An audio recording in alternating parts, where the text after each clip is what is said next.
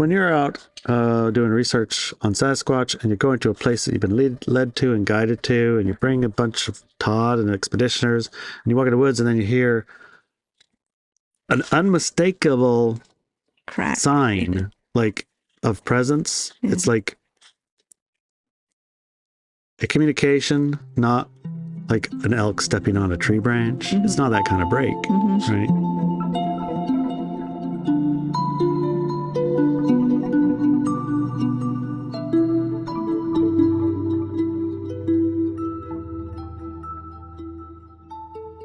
Okay, then, what was this week all about?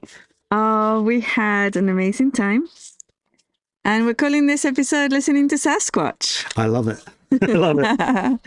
As is usual at this time of year, we have our Sasquatch expeditioners arrive. So I did write a little thing, and then we're going to go into some of the details of what happened, and then we're going to go straight into some interviews we did with the people who participated from the local area in this expedition. Okay. And more. Okay, this April, and as most years around this time, our friend Todd Standing comes to the rescue with his expeditioners. Also known as our brand new friends. Yes. Todd lives and breathes Sasquatch research. We only have their hand. We just see them as our friendly neighbors who go out, who we go out and seek once a year when Todd is here. It is kind of silly. Yeah, it's like, I think, 365 Todd breathes Sasquatch, podcast Sasquatch, talks about Sasquatch, research Sasquatch, plans expeditions to see Sasquatches. I mean, everything's Sasquatch. Yes. And we do that when he's here. Yes. And then every now and then our neighbors knock on the door for a cup of sugar. Yes. And then we go, oh, that's right, there's Sasquatch here. And we go out, we find signs and all sorts of amazing things. Right, but when Todd's here, it's like on like Donkey Kong. Everybody's in we take a week off of work. Yes. Whatever work we're doing, and we just focus on Sasquatch and expedition and meeting new friends and meeting the Sasquatch and seeing what they're up to this week. Todd is loved by all of us and needs no introduction to our readers and audience. That's true. But in case you're not sure. Yes. Todd Standing, you can look it up. Yeah. Sylvanic is his YouTube. Yeah. And also he has a really well-known documentary. Right, where he has images of Sasquatch, or literal, here's the pictures. What's the name of the documentary? Discovering Sasquatch. Anyway. Okay. This year we also had a visit from our friend Toby Johnson. Toby's a producer known for Voices in the Wilderness, A Flash of Beauty, Paranormal Bigfoot, and Spiritual Bigfoot. He's also a researcher of the link between Bigfoot and the supernatural. And, well, in the rest of the show, my sweatshirt will show Flash of Beauty. Yes. Is, Olympic Strange Days yes. event in the woods. Yeah. Which he invited us actually last year. And this year invited us to present. Be speakers, yeah. Yeah, it's really nice. Toby interviewed various members of our community here at the Olympic Peninsula, including yours truly. He's also the first person to come out and ask me very interesting questions about Sasquatch and about other woo subjects, including aliens and conspiracy theories. I look forward to seeing what he does with the footage. Yes, because that's a world exclusive. Yes. And yeah, he actually had some amazing experiences here too. Yes, he did. Yeah. He caught an hour and a half. Yeah, of really nice voices in the woods that weren't people at 3 a.m. Voices. He's going to have it researched though, because that's his professionalism, you know? Right. He's going to go and have it analyzed by... Check the AI and see if the AI says, oh, I know what that is.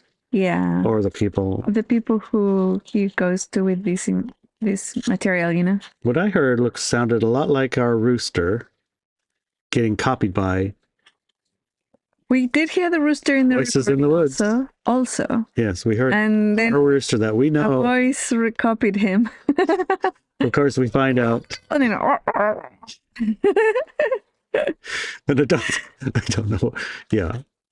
I mean, we did find out that the Sasquatch do mimic quite readily. They do. In excellent. One of the interviews that comes following with the one with Kara. Yeah. So it's no surprise to me that a Sasquatch would be mimicking the roosters. On this episode, we're going to release a second hour, the Wisdom Keeper Hour, for free, attached to this one. Yes. And including two of the panelists get interviewed. So that'll be really interesting too. And Kara does talk about that, how they thought it was me hooting, and well, you can listen to it later because it's quite exciting. All right. Hold on, honey. There's a forestry truck coming. Okay, we'll wait. They have planned this forest to create houses. So to do that, they're going to need to use the truck, and it's a big one. Here it comes. Let's see if it shows up. Okay. I think our microphone works great. Wow. Didn't show anything. It sounded like a massive A locomotive filled with the top with trees just roared by, and I didn't see anything. All right, cool. Okay, Anyway. let's see if Ilya can summarize that bit down. Okay, so from the perspective of these two amazing researchers, this month has been very interesting one indeed, and we wanted to share some of the experiences of our own community members had during this high caliber men's visit to our corner of the world. The experiences are best listened to in our podcast, which you're listening to right now. And like I said earlier, we also interviewed our friend and Maca elder Brian and two of our Wisdom Keeper Hour panelists, Dr. Kara and Ashley. Yep. Larry himself had some breakthrough connections and face-to-face experiences with the Sasquatch this year. You might think that Larry, being a Maca elder himself, would be an all-hand at connecting with and communicating with Sasquatch, but we have documented through the years keeping the connection alive is not made easy by our present-day society and culture. Right, I'm not a big go to the neighbor's house guy. Yeah, the short article is to point you in the direction of our podcast, where you can hear these men and women experiences here at Peninsula. And stay tuned, because those are coming up. What's coming up, honey? So some of the what's coming ups. I mean, there were various levels of encounter throughout the week, and it seemed like they were almost tuned for each individual. It's like each individual had the experience they kind of came for at the level of intensity that was most comfortable in some way. And they wanted. Yeah. Well, like, people said they wanted a certain thing. Like, I want to see him face to face. No, that's not always. But that's actually not what they, I think, truly wanted. I was going more by the comments after their encounters. They would say, that's exactly what I came here to have. This is exactly what I wanted. That, yes. So in hindsight, exactly what they wanted. Yeah. When they showed up, everybody wants the same thing. It's like, I want to go sit down with a Sasquatch sitting on this bench right here and, have a chat. Yeah. But, it doesn't happen that way. No. The Sasquatch will be sitting right there, but it'll be 3:00 in the morning and you'll be often as not terrified. Well, they're very careful. I mean, some of the young ones will go out to scare you, and that happened to me this time. I'm not very easily scared. You got startled. You did. The Sasquatch kids have been, I think, making bets to see who could startle me and none of them won. And this trip, something like a shadow, semi-cloak shadow, so I could see it went passed through in front of us really fast across the road in the middle of the night, in the middle of the dark. Yes. And that startled me too. I think he left his aroma behind. His aroma, yes. True. It wasn't terrible. Kids, I know. So inside these interviews, you will hear people describing their experiences of, like, tree breaks, like a tree break. I mean, that doesn't seem like a big thing. Like, a tree broke in the woods. But like, when you're out doing research on Sasquatch and you're going to a place that you've been led to and guided to, and you bring a bunch of Todd and expeditioners, and you walk in the woods, and then you hear an unmistakable sign, like, of presence. It's like a communication not like an elk stepping on a tree branch. It's not that kind of break, right? Yeah. Well, foot stomps, Yes. Boom, and boom, boom. you know, and a bipedal foot stomp. So it's like those aren't the same as a four-legged whatever elk or bear walking in the woods. It's 4 legs. You can tell. Yeah. 2 legs you can hear. And 2-legged foot stomps, or even one big foot stomp, you can hear that. Yeah. Then if you hear a foot stomp and you go look at where it was and find a track, there you have it. or track ways, 3 prints or more, then it's like, okay, these are putting pieces together. It's not just one little bit of evidence. It's the combination of the sound, the break, and then the stomp, and then, oh, there's a track here too. And, oh, it does a pretty dang big barefoot person over here. We had hoots. Now, when you go, give a hoot, honey. That's a little one so that it wouldn't break your ears. Can you hear one back? No, but in our experience this week, we did. Ooh, there's one. No, that's a rooster. Well, the rooster answering back. Somebody did. Oh my God. Hoots with it. How about that? That's the guys with their drill. He's hyperventilating now. No. Yeah, well, you gotta have, when you have a group of people, and some people are like a little bit eager to hear something, and other ones are like, yeah, I heard that too, and that was a drill. Yeah, I heard that was a rooster. So it's not like everything is a Sasquatch. It's like everything's an alien. It's like, yeah, that one I thought, and it's like, oh, no. We did see a lot of UFOs. Well, okay. And a lot of satellites, but the satellites were not the UFOs, and the UFOs were not the satellites. So we saw a whole bunch of them. Anyway, hoots with answers of hoots that were clearly connected to the hoot you just made. Multiple replies. Yes. We had tree structures, which are almost de rigueur. De rigueur? De rigueur. If you're going to go out in the woods, you're going to find some structures. Yes. Tree structures with prints. Yes. We get a lot of those here, like a ton of them. One of the things we haven't had a lot of is shape-shifting. No, but we did have that one of those. Shape-shifting is very evident when you see you see something that is resembling a something that doesn't even exist here. Like a giant black wolf. That's say either shape-shifting or interpretation, your brain saying it's a wolf because it's a Sasquatch, and it's so your brain says no, it's a wolf. Oh, they can actually change their shape. But also, I mean, it could have this person who saw it, it's Brian, and he knows a bear in the distance. He's been in these woods and knows them like the back of his hand, and he knows a bear or a wolf when he sees one, right? And there's no wolves here, so when he sees a giant black wolf running down the road, he knows it's something odd, and it's not a wolf. Right in the middle of a Sasquatch expedition. Actually, this was at the end of the expedition, right? When he goes off into his own space, right. Yeah. And that's where. Well, the story's in there. You're gonna have to listen. Yeah. Portal cracks. I mean, what the hell is even a portal crack?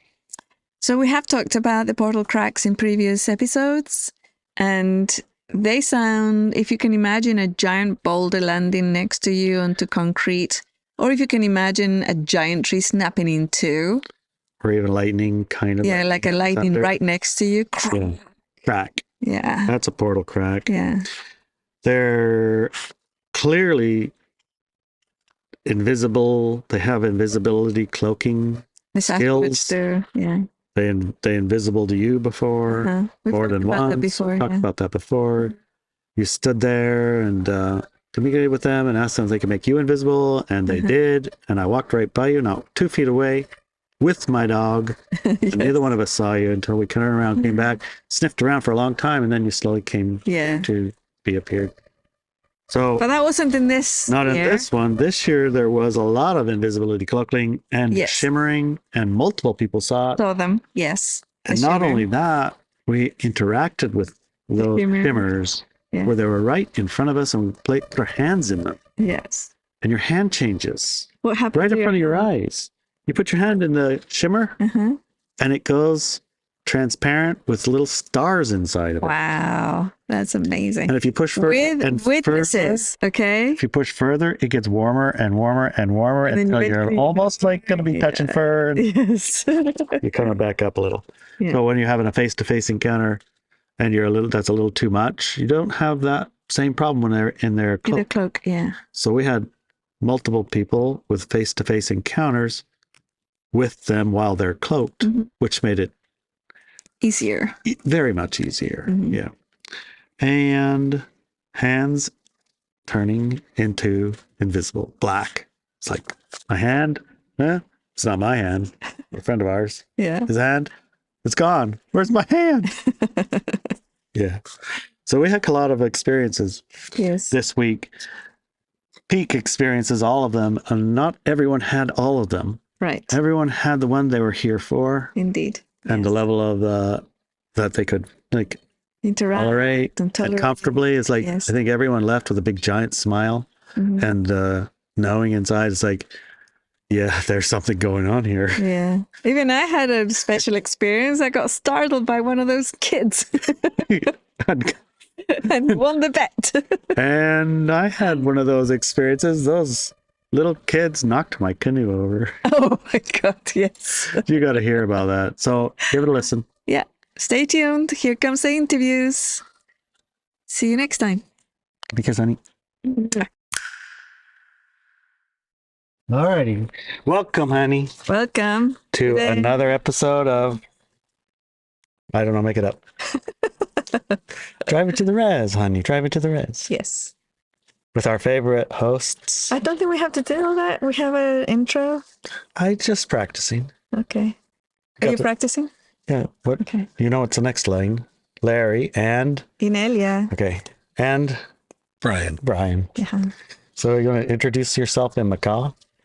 At this point in time, I don't think I'm allowed to. Okay. Well, Okay. We fell for that one. we tried to. We tried to. Here, I'll make it short. Okay. Okay. All right. A whole clock saw. That clock saw means I'm addressing a bunch of people at one time. So all of you out there, that's hello. Thank you. Thank you. Love Thank it, Bri. He's a good teacher. you. Yes. So this week we had a pretty interesting experience. Once a year, our friend Todd Standing comes out. He'll bring a few what he can do. He calls expeditioners. We call new best friends. Right? Yes. Yeah, and we spend a week off of our normal life and jump into, I guess, what's Todd's normal life, which is morning, noon, and night. But Sasquatch. Sasquatch. Walking, talking, speaking, thinking, connecting, and all that. So our regular life got shut off for a week. I mean, your normal week is like get up in the morning, right? You drive off, I guess, in the woods and looking for somebody once in a while. Yep. Yep. Then you go to work at the tribe and fix what's broken. Yeah. Maintenance worker. Yes. Maintenance worker. You fix what's broken. Yep. But when Todd's here, it's wake up in the morning and go to the land, meet the guys. Usually wake them up because they've been up till 3 or 4. Right. Right. Yeah, give them a shake. Come on, guys, time to go look. Force down the coffee so they can wake up and get ready to go. Right. Find all their things for the day. Yeah, and some of them are faster in the morning than others. Got to say. And this time, Todd brought his kids, his young daughter and his son. They were just magnificent, well behaved, interested, engaging children. Yes. Right. I was really impressed with them. Very impressed.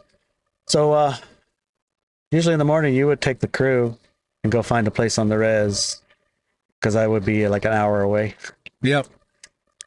And I think the first place you brought them this trip was one of the most impactful places, I think, for you of the week. Is that about right? Yeah, it was actually. We went up. I guess I'm not going to.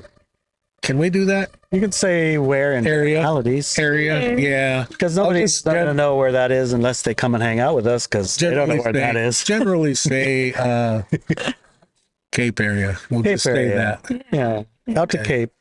We call it out the Cape. Yeah. And there's a nice trail that goes to the northwest tip of the United States, but that's not where we were. But we were close. Yeah.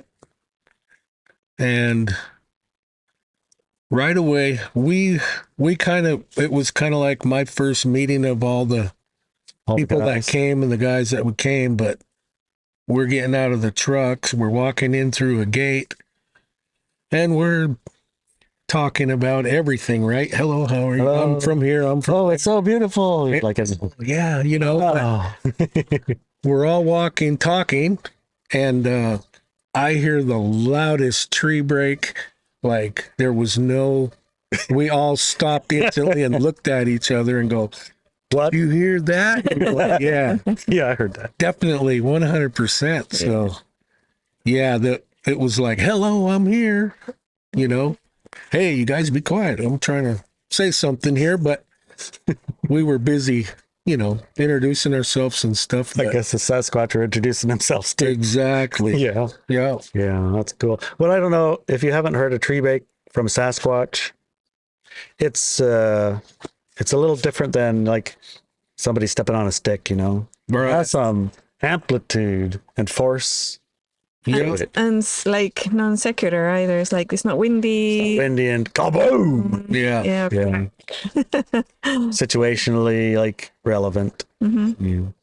Yeah. And, you know, there's those who say, well, how do you know it was a tree break? Well, I've grown up out in the wilderness, And everything. hunting and everything. I've trailed, I've spooked animals, a whole herd of elk at one time, and they can't, I don't know. They can break trees and They can branches. break trees and branches, but it's nothing like Not like a tree. not like a Sasquatch tree break. Mm-hmm. No, it's not. It's like if all of the elk in the entire herd jumped on a giant log at once and busted it. And snapped it. Yeah, and then didn't make any other noise Right. No noise before or after. before or after. And there's two ways that Sasquatch do it. I mean, they do it with their hands, obviously, Smacking and a they tree or also will do it. They'll also do it with their foot. They'll stomp a nice big log that's, you know, and they'll snap it with one big giant kick. So when you hear those things, sometimes if you can pinpoint the area where it came from, then that's how we do Sasquatch research. We're researching, so we try to go to that place, try to find it, and the mystery is, hey, let's find where that tree break is, because if it's a stomp, they may also be a big stomp footprint right where it went down into the soil. So that's, I guess, what you'd call research. Yeah. Identifying what made that. Right, we have a spiritual sense of, I mean, it's not like every time we go in the woods, everything that ever happens is, there's a Sasquatch. Oh, there's a Sasquatch. There's situation, there's connection, there's communication, there's Intent intent, to connect. right, to connect. I mean, we could go hunting, walking in the woods, we hear a tree break. Okay, there's probably some bear, some elk over there, right? Yeah. It's different though. But They sound very different. right, when you're going researching Sasquatch, you'll most likely, I mean, so far in all of the trips that I've made, I haven't heard the herd of elk running off for some reason. Yeah. You did? Done by the well road. Down by the well road. Yeah, but it's like a herd of Loud. elk running through the woods. It's like a herd of cows. Loud. That's Scary. right. Yeah. But usually when we're walking around for Sasquatch, I don't know, it's like, Quiet. it's quiet. It's Frogs now usually, and it's then. usually quiet. Yeah. It's pretty quiet. Because they know when, I mean, that might sound a little woo, but they have a pretty good idea that we're coming because we've talked to them ahead of time. And we connect with them. It's like, where should we go to meet up? Want to meet up at Washburn's parking lot? Nope. Want to meet up at the marina? Out on the boat? Nope. Want to meet up at the Cape, up the road on the, sidetrack there? Sure. You know, the one I have in my mind? Sure. Okay, I'm going to bring some new friends. Oh, nice. All right, and then when you get there and you're meeting them, and then you hear the big, huge plonk crash. Well, you know what it is. Yeah. Oh yeah, and that You know what happened. and that reminds me of when Todd came out here 2 years ago, when he called me on the phone like a week or so before he was going to be here. Yep.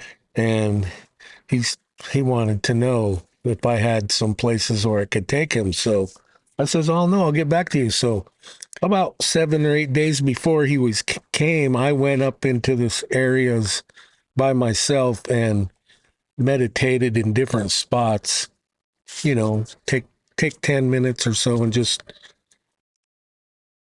bring yourself in, put it out there, ask the questions. Hey, I got a friend coming. Would you like to meet him? Is this the area that I should take him? Yep. And lo and behold, Todd gets here a week or so later. Monday, we do all the introductions. We go to different places. Then he calls me. He said, "Look, hey, Brian, do you have any place you'd like to take us?" So I said, "Sure." We go up there and I remember. yeah, It was on like Donkey Kong. Signs everywhere. right. The guy from Oklahoma was riding in the back seat, and we're going up into this area where I was. And he looks out the window and he goes, "Hey, a tree break." And I'm like, "Yeah, right. Yeah. I was just here, like 4 or 5 days ago." So we stop and get out, and lo and behold, here's a tree break. And what do we do when we look for tree breaks? We look for more. We Or a print. look Print, for yeah. a print, and here below, behold, there's Also look for more, because if a print there. one random thing is just one random thing, but if there's 2 or 3 of those random things, then they're not so random. Right. And Print or a couple of the breaks this is not like right on the side of the road. It's like up in- 25 feet or 30 feet away from the road. So, you You could. can rule out some normal things. I was there and I did a good look around when I was there, because I was probably 50 yards from there. I stopped on my bike. I was on my motorcycle, took my helmet off, had my peace time, put it out there. So I was telling them, I literally was right over there, You would have seen it. Yeah. You would notice it because you were looking for it. And it was so cool, though. I mean, Yeah, that was pretty cool. I remember that. that just don't happen by chance, I don't think. No way. Yeah. All right. It was great, though. This was a good week. Oh yeah, lots of happenings. So Brian, when is the first time that you heard about Sasquatch? I've always heard about Sasquatch growing up Mm-hmm. from my grandparents and aunts and uncles. And man, I don't know if I want to tell on myself, but I was a super hyperactive kid. And In the some of forest. yeah, right. I mean, anywhere, but mainly I'd always be told that to be home at a certain time, right? And we'd be out in the woods playing, jumping from tree to tree and things like that. And I'd be in trouble because I was always out there kind of till dark, but I got told a few times, "You better get back here because Sasquatch will take you." Sasquatch will take you. Yeah. So, And it gets dark pretty late in the summer around right? here. Yeah. 11, 12. Yeah. You only know what that means when you become a parent. Yes. When you're the kid, you don't ask, Whatever. Yeah. Whatever. Nothing wrong with it. But no, all through my life I've been, but I haven't been curious about making contact, or I don't know, some people call it looking for Sasquatch. And I've learned so much in these last 4 or 5 years that if you're going to hunting a Sasquatch, Yeah. it's probably likely not going to happen to see or hear anything, because you need to learn how to, I call it humbling yourself, looking inside yourself, enjoying interacting with the nature around us. And when you're out there enjoying nature, they're watching you and they see you enjoying the nature. They're going to reveal themselves to you somehow, some way, whether it's that feeling you go, "I definitely feel something looking at me." The feeling. I know that. Feeling. So yeah, That one's usually a good tell for me, like everybody else. Right. Oh, shit, I'm scared to death of going over there. So there's probably one over there. You guys might want to go look first. and some of us associate that with there's a predator, like a bear or a cougar or something. But there are these other beings out there that I've heard, and I have actually eyewitnessed one, and I've been contacted by them Yeah, there's no other before. way to say it. I mean, just blatantly yelled at. But it was for a reason, because they put this image in my mind for no reason. That I'm out on a Sunday morning early drive just looking for wildlife and things, and I get yelled at, and I get back in my truck to take off, and I'm getting this picture in my mind, and it keeps flashing of this road that so I'm like, I must have to go look for this road. And the picture, it comes to me that, just back there about 200 yards, I passed a road that really looks similar to it. And I get back there, I walk up this road, and I find something that Shouldn't be there, huh? shouldn't be there. Just to be clear, he got yelled at by a Sasquatch, because I don't think anything else yells at you in the woods like that. No. And it's not easily mistaken for anything else. And then he got images in his head Of a road he of just a road he needs to go look up. So you went up that road, you found something that it shouldn't be there, and it's kind of like, as an elder of the Macaw tribe, your responsibility to deal with. Yeah. Yeah. So basically, how I interpreted that encounter, or that whole thing that happened to me, was there was a wasteful situation that Master of the Forest was upset about, and he wanted me to see it so I would be Handle it. upset about or handle it in a way where, with your youth. Yeah. That's your responsibility. That's our Yeah. responsibility, Yeah. right? Not his. He told who's responsible to handle, who he can communicate with. Because probably he tried to tell other guys of the tribe, but our tribe has been a little bit cut off from him right. for a while Yeah. at the level that you are.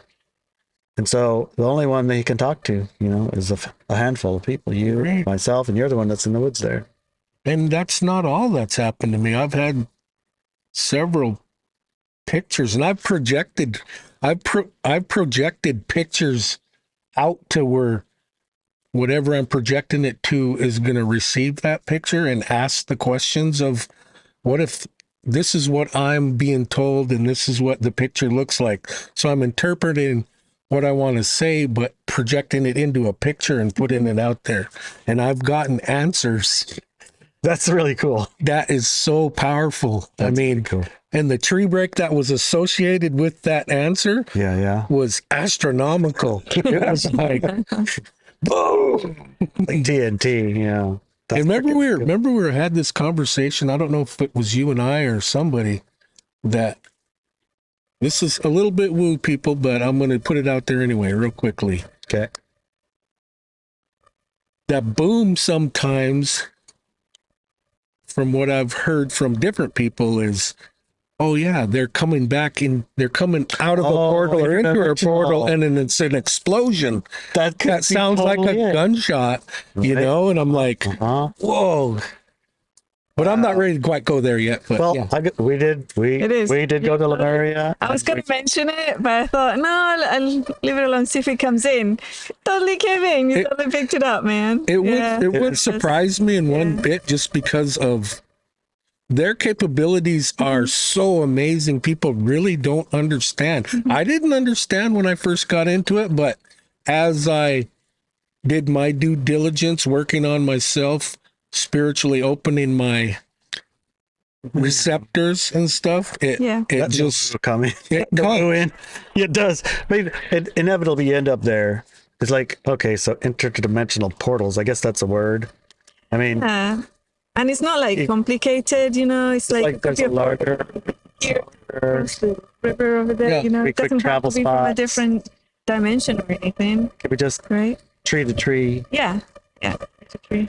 Would you Right. guys like to hear a cool story that happened to me this morning? Oh, Sure. So Go for Okay. it.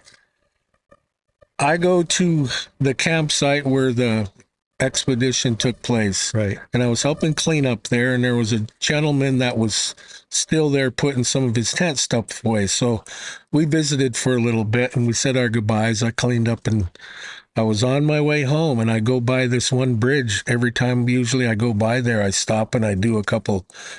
People probably think I'm crazy, but I do these Sasquatch calls there. Mm-hmm.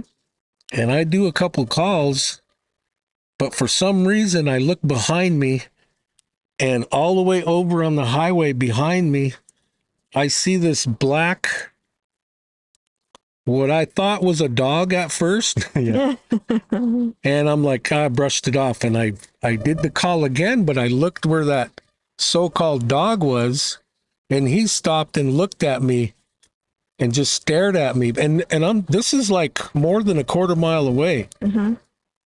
Yeah. But it started to look more and more, and I'm going to be kind of touchy on this, is that it started to look more and more like a black wolf. So I'm excited now, right? Right. So I'm going, this thing is going to run all the way down this highway, and it's probably a mile. And I'm over here on the logging road, and I know I can drive down there and intercept it because it's going that way, right? So I get in my truck and I'm going like 60 over there, and I'm like expecting to see this thing over there. I get over there and it's gone. So I go down and turn around and come back, and I'm like, well, maybe it was just off the road. But I mean, it's an open area, and I'm like, I'm expecting to see this black wolf, what I thought was a wolf. That's all I can say. After looking at it and studying it, I'm like, we got a lot of black wolves in our area. We don't have no wolves of any color. Well, that's That's I had to check myself for over a half an hour going, no, could it be? Really? And I'm like, there's no way that this thing could have ran that mile without me seeing it, because I was over there in about, I would say, less than 5 minutes I was there. right. What do you think about the Sasquatch able to project an image into your head? Because we saw, well, one of our friends saw a burnt, what's it called? The tree stump Mhm. in the woods behind us. Oh yeah. And she's like, I don't remember ever seeing that stump burnt there? tree stump there before. And she didn't think anything of it, but it's like she kept looking at it going, I've never seen it before. It's bizarre.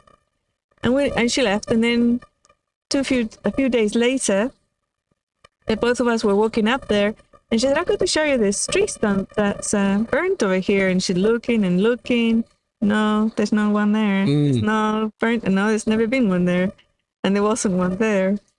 So, and then we saw, remember that documentary where they have actually a film of a Sasquatch Walking along.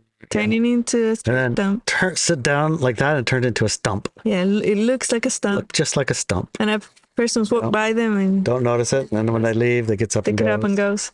I mean, I saw one that did it with a branch, leaned over like that, Yes. and it turned into a branch. so And then, yeah. the wolf, right, could be like what they were projecting. Just a theory. Yeah. To test out, because that would be more like, oh, it's a big black dog. Yeah, It'd even be more like what you might think, yeah, rather than this is Sasquatch. there's a running down Sasquatch there. standing on the road over there. It was just I know what dogs look like when they're, Yeah. but it was a little bit too lanky and a little bit too big, and the way it run, A little bit not right. just When I saw one coming here, running across. Yeah, we did first see thing one I- run through here, right through this. Yeah, so the first thing I thought was bear, but the bears don't have long legs and arms that Like, swing, Like, I don't think bears run on two legs with arms swinging. What do you think? no, there's no one like that. Like 3 times the size of the local bears? Absolutely not. Yeah. But I mean, that's you still what, think that. what did it for me though is this is a spot that I go to regularly, and I was doing calls there, and I felt this presence behind me, So you look. and I looked, Yeah. and lo and behold, but There's something. maybe this could be possible, and I'm not sure yet, but hey, that's what we do this for, is the ability to shapeshift, maybe, Yeah. Yeah. Yeah. Who Well, knows? that's what I was talking about. Yeah, could be stump, could be a wolf, could be a smaller or bigger. Mhm. At this point, Or it could have been a I've Sasquatch, experienced- and your brain said that can't be it. It's got to be a wolf because it ain't a dog, it ain't a bear, so a wolf. From what I've experienced, though, they have the ability to project a picture into your They can. mind. Yeah.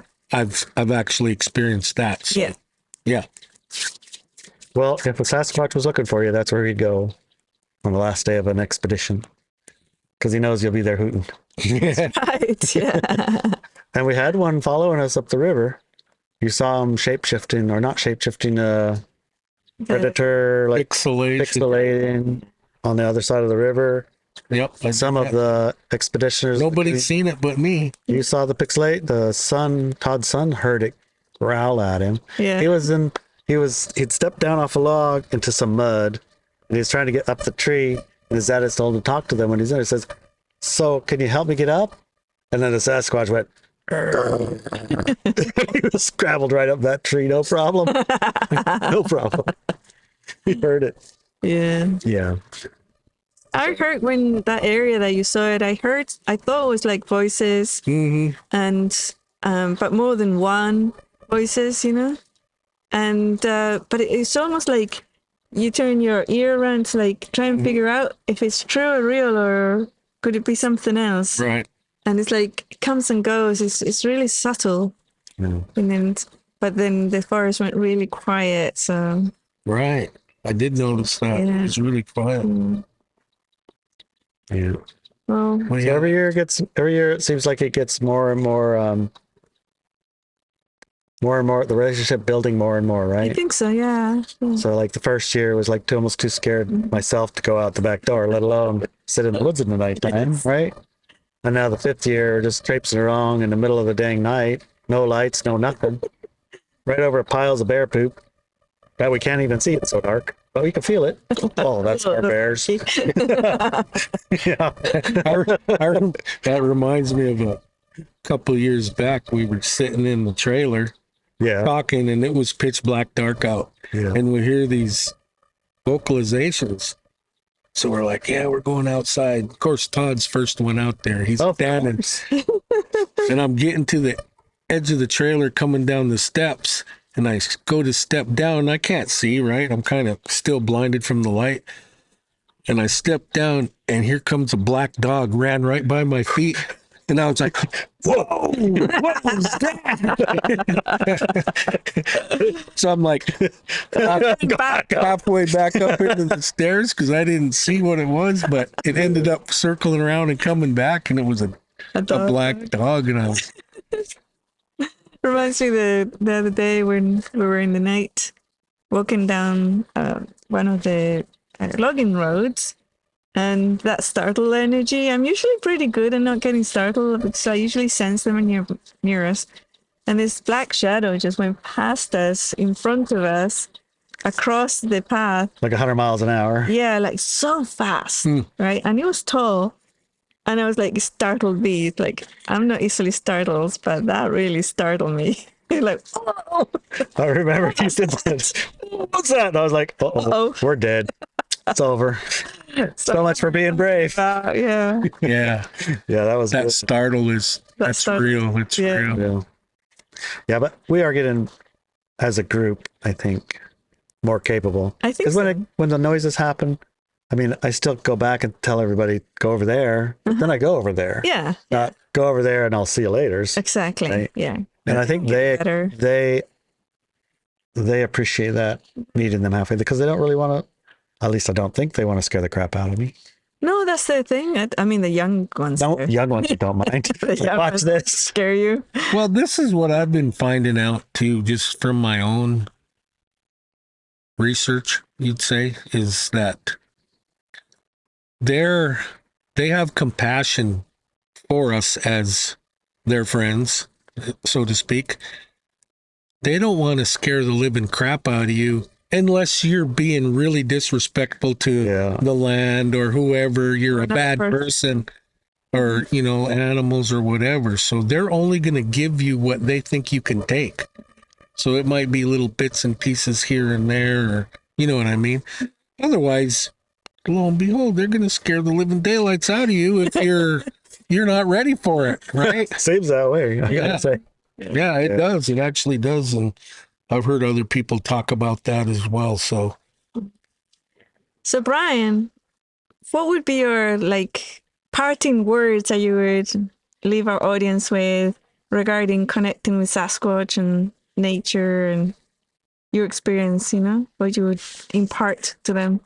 oh, okay. Yeah. I think if you're interested in the subject, I think the most important advice that I could give to somebody would be, most of all, connect with yourself, but also connect with nature. Everything that's around you is all part of this world that we're in. And the more you enjoy it, technology has gotten us so far away from who we truly are to be connected to the land. I think we need to come back and get connected more with the land. So just enjoy nature and enjoy being out in it. I mean, you get to breathe the freshest air, and, you know, Oh yeah. we're just kind of having this conversation about raising children nowadays. Yeah, totally. It is. Some of the little kids, they grow up with an iPad or a tablet in their hand. I'm glad they didn't have them when I was a kid. I know. Put them outside and give them some of this. Get some of that to play with. Say, hey, you know, study this, learn how the tops of the needles are compared to that one over there. You know, just connect back with nature. I think if it be in the will of the beings want to make connection with you, it'll happen. But you know, it's just a thing, man. Enjoy nature. I think, Enjoy yeah, nature. You're right. Enjoy nature. That's the first task. Yeah. Thank you so much, Brian, for Thank being. you.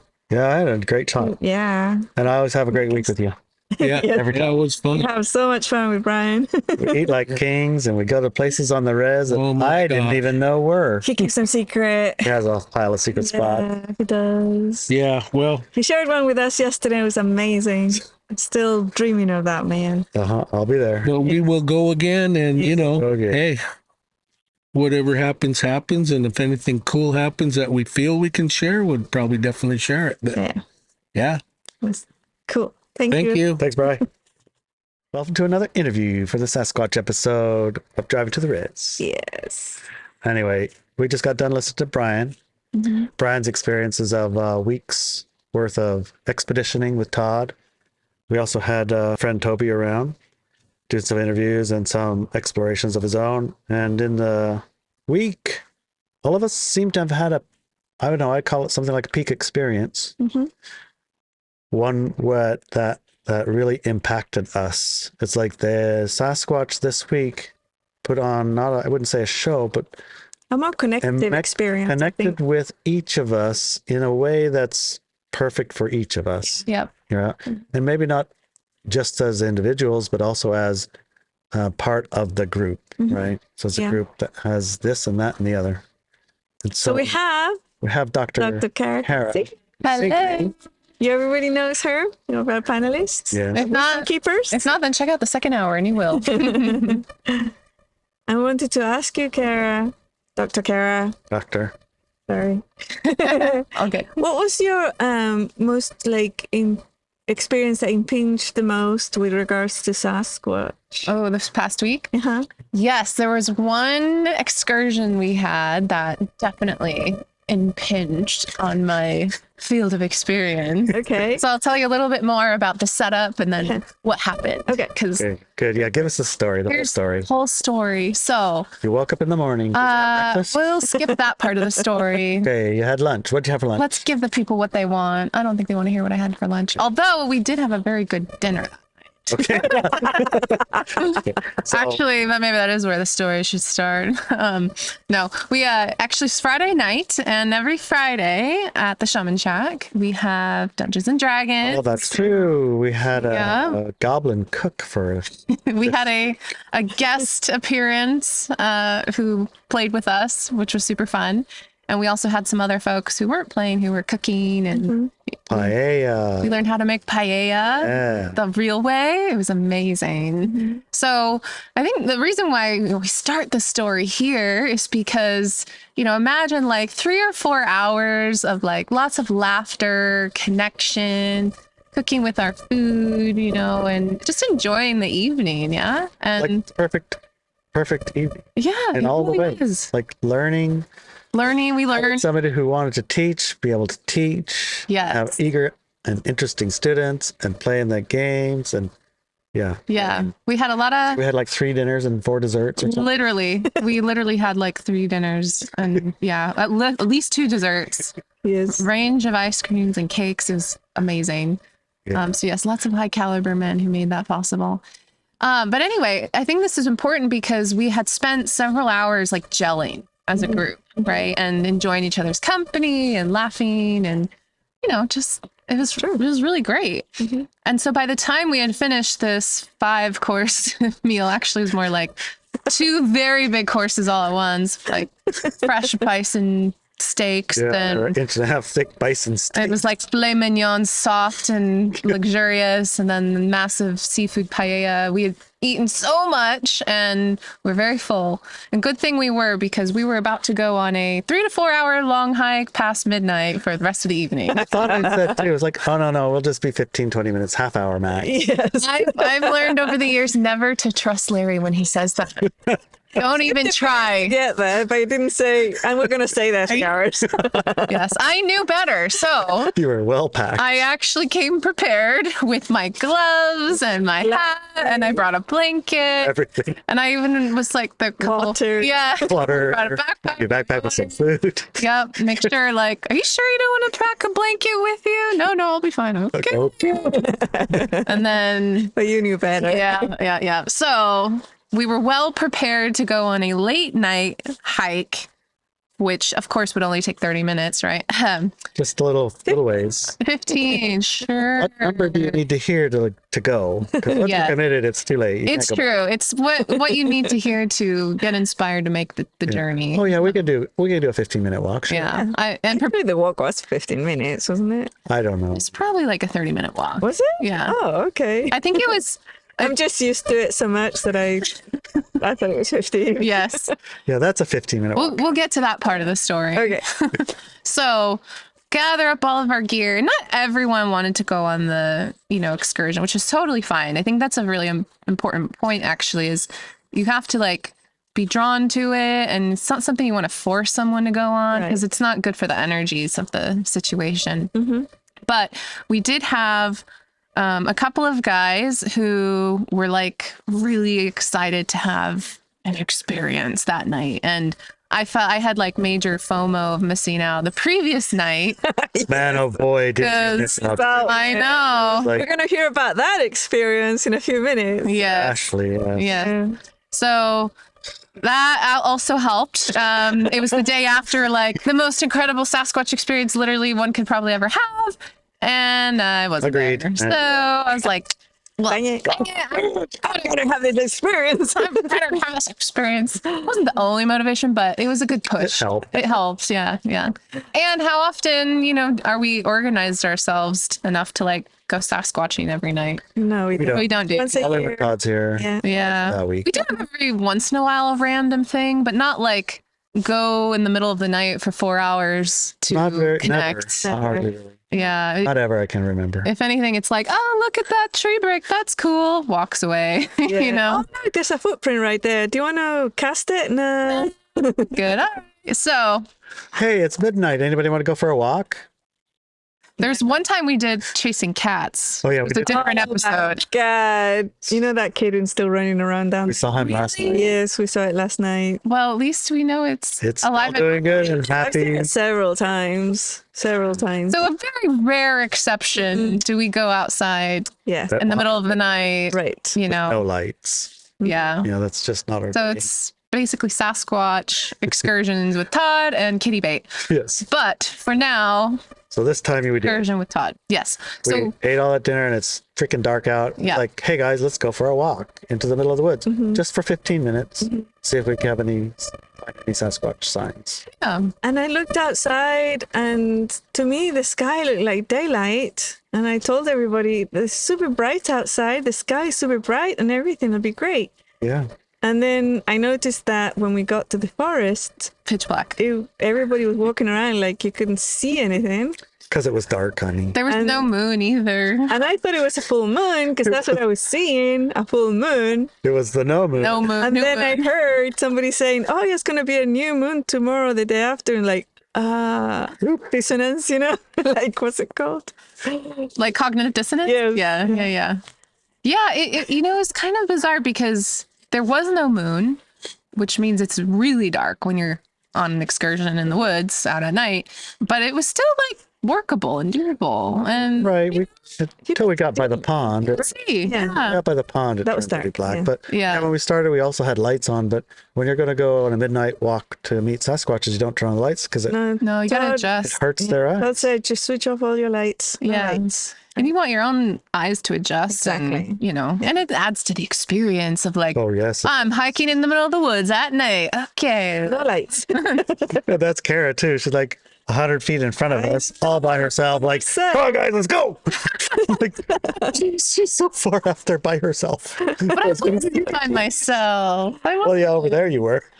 He was stuck to me. He was stuck I to me. did see that. That was quite funny. But I wasn't by myself.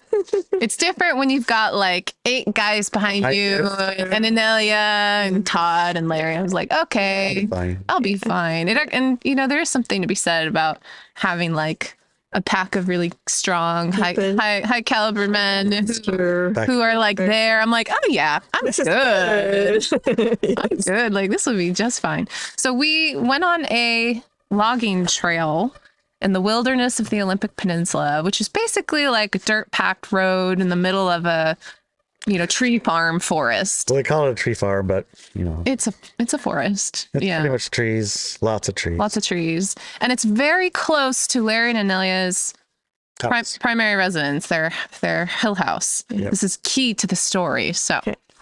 so basically we park at the bottom of the hill where their house is and then keep going left. And that's the direction we were going for the excursion that night. And you had gotten like some specific guidance about where to go. Can you share more about that? Yeah, so Larry said, where are the Sasquatch going to be tonight? And I said, I don't know. I didn't ask them. Did you want me to ask them? Yeah, So can please. you ask the Sasquatch? Where are we going to meet them tonight with the guys? Yes. So I got like several answers. One of them was a part of the next door land, our neighbor's land, near the road. Very easy to get to. Camp there, you're going to have a very great experience. And then there was a different answer because there was 2 people in the group that needed an experience. And that wasn't going to get them into that state of the experience, or the connection or whatever that was needed. I think it was like the connection part. So the connection part needed to happen by walking for a while, hiking for a while, and then when that connection's made, you're perfect. Because that's what we're going to be where we were going to be, basically. Got it. So I was looking at where could that be, and I saw that it was past the orange gate, get to the bridge where the pond is, and turn first right. Right? And I could see it all, and I'm like, yeah, I've never seen that, whatever. And then we have been there before. Well, I go there with the dogs. Yeah. Pretty And often. when we got there, I looked around and go, oh, yeah, this is it. This is what I saw. This is where Nice. we have to stay, So It's unusual from the rest because the floor is the road there doesn't have gravel. It's like grass moss and some blackberry bushes and yeah, like a path in between them. yeah. Yeah. But that was the very first ride. That was That's the one. first ride, That was the yes. first one. Yeah, so that was the guidance, right? So, yeah, in hindsight, it was probably like a 30-minute walk, but You know, about 11 o'clock at night, it's pitch black. You got your gear, temperature's dropping, and, you know, you're trying to adjust and walk and just be like, oh, there's a hole there. Okay, everyone walk around that, you know? So it's like slow going, but it probably wasn't as slow as it felt, actually. But we came up to that first part where you usually take the dogs, Larry, on, and immediately I felt Sasquatch, like, strong. What happened there? So Larry and I were walking along, and I'm I totally think you held back a little bit at that point. Yeah. Behind us. Yeah. somehow I get to Larry- be in the front again. Yeah. So Larry and me are in the front, and as we step into that area, a really big shadow goes from left to right in front of us, Wow. really fast, right? And I don't get startled easily, and I got Never. startled. I got startled. I go, like this. What was that? And he's like, It Oh, man. was really exciting. and it was like they were right there, and you can tell that was a kid, you Yeah. know, because they're always doing stuff like that, and They the like to adults wouldn't tease do us. that. They do. They like to tease us, and it's like probably one of those. Can you startle in Elia? Yeah, you can try. Yeah, yeah. It's like You're they could hard- never startle me, but that one did. So You're hard to one startle. for Yeah. sure. Totally won that one. Snick Well, that that. part of the walk, it's like the first part of the walk, it's a little bit, the trees are shorter. And when you get near the water, they're not allowed to cut the trees down. So it becomes all the old growth or the second, I don't know, they're big giant trees. So we entered that area. It was darker. And then sometimes the Sasquatch seem to like dim your vision even more. It's like misty, foggy dark. It's like, why is it so dark over there? Oh, foggy is like there was no fog. No, it was a clear night. Like, not a cloud in the sky, no moon. And then they zip right in front of you. Yeah. I know that startled me. I'm sad to miss that. But we get to this area and like the trees look different, the energy feels different, and they're like, boom, like Surrounding Sasquatch. Like Yeah. they are there. And that's where I started to feel like the excitement, nervousness, like, ooh, this just got real. And then, you know, there also the bridge, there's like a huge gap in the middle of it. Yeah, So it's be so careful. kind of dangerous. And here we are again, walking in the middle of the night. No lights. No lights. And so we're like, Streets with holes in it. yeah, we're like, just stick to the left, guys. You'll be fine. And everyone's like, oh, okay. And the guys that are with us are city guys, you know? Yeah. Yeah. They're not out in the woods Forest. kind of guys. No. But we managed and we got, So at that point, like that startle and everything, that was a point of questioning. They said, do you want a very intense, like contact experience, or a very Like a gentle? pond or a gentle one where, yeah, it's like you hear But something you're the that only makes you one who said, exciting. now strong here, and everybody else said gentle. So yeah. She got overruled. you could overrule. It's okay. It wasn't about me anyway. It was about the guys, which we'll get to in that later on. But after we cross the bridge, we kind of get like, I don't know, however many meters. 5 more minutes? Yeah, a 5 more minute walk. And then it was like, whoa, so different. Like the Yes. trees changed. And I was like, I don't feel them as strongly anymore. Like, whoa, it was like palpable how different the energy was from that section to like later on. And when we were moving up to that, I noticed you started to like walk backwards. You're like, I had to turn around and try that for a while, try it out, because it was like, I can't walk forward anymore. that's one of the tells too, because when Larry starts to get nervous, Sasquatch are around because it's a physical body elemental thing, right? They, Yeah, I've gotten much better at it than I was, but yeah. I could still feel it. Yeah. What I do with it now, more often than not, I use my reactivity training and get into my core. Yeah. Yeah. But it's still a good, But like, still tell. it's a tell and it's a strong data point. So like, the Sasquatch are Sasquatch are close. So we keep walking, and then we see the turn on the right. And so we go down that road. And I think at this point, I'm like, I'm going, man. And I just like took off. took off and somehow dodging blackberry bushes in the middle of the night. I don't know how you did it, because we followed after a bit, and we and it got was, like, stuck on the stuck. blackberries. trapped, and the bushes are grabbing us. Like, how the heck did they get through? I just used my spidey senses and Good. asked the blackberries not to, you know, trip me, which they didn't. So that was nice. So we find this nice clearing that's like, you know, pretty open space in the middle of a forest, random, but that's what it was. And again, I saw in front of me and I'm like, that's where the Sasquatch are. Like, again, very powerful presence, not as intense as the pond, but I could tell, okay, yeah, they're here for sure. Like, and immediately I'm like, guys, go through into that tree, like under that canopy. That's the fight. Sasquatch. And I tried, I like dragged one of the men with me. I'm like, Let's go. I'm like, come on. Even Todd, I remember even Todd's like, what's got into Karen? He's going for him. He's even too scared to go. FOMO, man. It's very motivating. I was like, come on, guys, you're not gonna let me like go in by myself, are you? And Just like Ash did. and then one of the guys was like, oh yeah, I'll go. Oh, yeah. I can take care of it. So cover myself. Yeah, it's good. Sure. Yeah.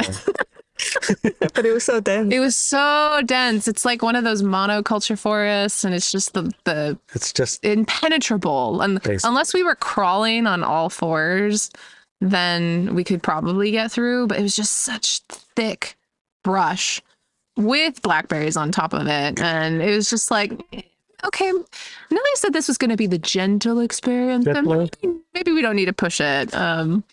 But we tried to like see if we could get in, and we really couldn't. So we're like, all right, back to the clearing. Let's all let's watch UFOs. And sit down and hang out. 1,000 UFOs go by, flicking and running and turning and doing That's all the ridiculous. If it had been a UFO excursion, expeditions. 100%. 1,000% success. So well. I do my best. Like 1,000% success. Yes. And Yeah, we saw satellites, but we also saw not There was satellites. there was plenty of satellites, but the ones I'm talking about, those are the ones suddenly appear, bright, move and vanish, right? Yeah. Go A little not bit, a straight and there's line. not a straight probably. line, wobble, weeble, wobble. yeah, there They were. vanish because they're going up, like It was crazy. There was one that was so bright. Like, you know how bright Venus is? It's the largest celestial body in the sky. Super bright, brighter than Venus. And then dims and then goes out, yes. Yeah, whatever out is. And we're like, huh. I don't think that was probably not a satellite. And there's no clouds. It's not like, No, oh, behind the cloud. No. there's no clouds. And then there was You see all a- the stars behind it. so, Exactly. yeah. And there's another one that was like flash, Yeah. flash, disappeared. Here. We're like, because at first we're like, go. is that Is it an plane? airplane? There's no red light. Oh, and it's gone. Oh, Oh, yeah. That was funny. that was fun. So that was pretty cool. So we're like looking at the stars, and at this point, like, Those. yeah, seeing some UFOs. Some guys are falling asleep. Couple snores. Larry Larry Todd. and Todd, which is also a good sign because When people fall asleep. Yeah. Sasquatch are near. Mhm. But, you know, at this point, it's starting to get chilly, and we've probably been out an hour already at this point. I don't know how long you At guys least stayed. 15 minutes. At least 15 minutes. Yeah. Probably longer. I think we were watching UFOs for at least 15, 20 minutes. 20 or 30. Anyway, so at some point, you guys are like, okay, Time for us to go. we're getting cold. I think we had a good excuse. Like you and me, who needed to leave. Yeah, it was time for us to leave. We need to leave. Yeah. Yeah. So people could have their, The experience needed to be without us there. So yeah. I don't know why, but okay. I'm fine. 'Cause I got a nice warm bed. In hindsight, we know why now. Yes. Because we'll get to it. Okay. So after you guys leave, one of our things that we do when we go out in the wilderness and stuff is we hoot, like, and you know, it's a good like skill in general because when you tell the forest you're arriving, and then also your friends can know where you are. So it's just a practical thing, right? So what does your hoot sound like, honey? well, right now, Yeah. Don't blow out the mic. Just not the mic. blow it at the sky. Yeah, I'll point that turn around. direction. I Yeah. don't know. I think you gotta do it again because it didn't show up good. Oh no, really? Try it. Good. Nice. I tried to make it not too loud. Yeah. Thank You you. did. You only popped into the red a couple of times. We don't want to blow out our audience's ears. So that hoot from Anelia, I've heard 1,000 times Yeah, at that's her least. signature. It's her signature hoot. She does it all the time when we go in the woods, like for the last. Sasquatch, we're here. Exactly. Tell them we're leaving. Yeah. It's like a hi guys. Mhm. Something message follows. Yeah. Exactly. Yeah. So when they're walking, heading back, at that point, I was like, Yeah, we just walked off like we were gone for a minute. Just Yeah. getting up to the road, Maybe- the trail. maybe 100 feet. So I hooted, you know, just to What's like. your hoot? Yeah, she did that, and then you went. Yes. And I knew it was Anelia because when they were like 100 feet away and just walked, it was like, obvious. yeah, obvious. Like less than a minute, Yes. less than 10 minutes, right? Yeah, the dogs. And then, so that was cool. And then, you know, It took us like 3 days to walk back. It felt like 3 days to me. really? Well, yeah, He started shaking because it was so cold. And you had a late night the previous night. Yeah, so- he I was really tired, but I was like all my hood up and my other hood up and everything is like And tiny he little, was speaking, and and trying to go really fast. Oh, yeah. and I was like, "You're trying to do it," and it didn't work for me. oh, interesting. Yeah. So he was getting colder and colder and colder, and he's like, "What's this taking so long?" And every time it's long, it's like it's only been like 2 minutes. For her, it wasn't very long. For me, it was. Yeah. Different And I was so realities. cold, and you were freezing cold. Yeah. Well, we got to our truck. We got a new truck. Nice trucks. It's one of those trucks that like beeps when you back it up. Yeah. Speaking of which, where we were sitting, there was a So big. frog that goes. Yeah. It sounded like a beacon, you Like know, a honing device device. Yeah. that might explode. Did that for the whole time we're sitting there, and It's the it'd weird. stop every now and then, but it was pretty much consistent. Yeah. What you guys don't know maybe is when we got back to the truck, It's I mean, the whole way it was fine. We heard it got on to our way the back truck, too. Yeah. It started to that beacon. beep right next to the road where we were at. Yeah. And we thought it was a frog or I don't know, a bird. I mean, I don't know what. Yeah, I was truthing it because at first I was like, is that a mechanical device? It really sounds mechanical. It It really does. does. And I truthing, I gotta know. And then I also heard there was some slight variation because it kind of paused and then would pick back up. So it seemed organic, but it was the weirdest noise. I've never heard that in the forest before. Never. Yeah, we haven't either. Obviously, we don't spend tons of time in the forest at Todd midnight. does, and he says he never Todd heard does. anything He like never heard it. that. No, no. Either way, when we put our truck in reverse, it makes the same noise. Beep, beep. Much louder. Much louder and consistent, though. And Yeah. yeah. So we backed up and then drove up the road to our house. And apparently, we're not so far away that you can't hear the truck. Yeah, we heard the truck in the background, which was pretty cool because we're like, We're a oh, long ways. That's It's 2 miles. yeah. miles away. I don't Yeah. get it how it gets all the way to you from there. Well, when it's quiet and your senses are tuned in and you're expanding your You have no awareness. idea how much you can hear, how big of a range of sound. Yeah. It could be a miles away and you can still hear it. Yeah, miles away. Easily, I could Google map it. I'll check the distance because I know where it is. I bet you it's easily 2 miles. Yeah. Because when you guys were walking, It's across the forest it's across lots of trees. and down a hill. Yeah. It's not like, There's a lot of stuff A blocking field. it. Yeah. anyway. But we here. still heard the truck and we're like, oh, okay, yeah, they're back to their truck. That's cool. And we drove up the hill and I had to back up the park. Yeah. Heard me back Heard up the that park. too. And we heard, yes, and we heard the dogs barking. And the dogs were so happy that we're home. Because I think it was before you guys got to the truck, we heard the dogs too. Because we're like, is that Sasquatch? Oh no, that's Tiny. Because we heard like, Heard us walking. If you guys could hear the truck, he could hear us walking. yeah, Here they come. Someone's walking on the trail. yeah. The dogs went off at one point, but then for sure when you went and got home, because heard the truck, and then like a minute later, which is the amount of time it takes to drive up, dogs doing their job, right? And I was like, oh great, they're back at their house. So while you guys were walking back, at some point, Todd, because I hooted, before and you responded.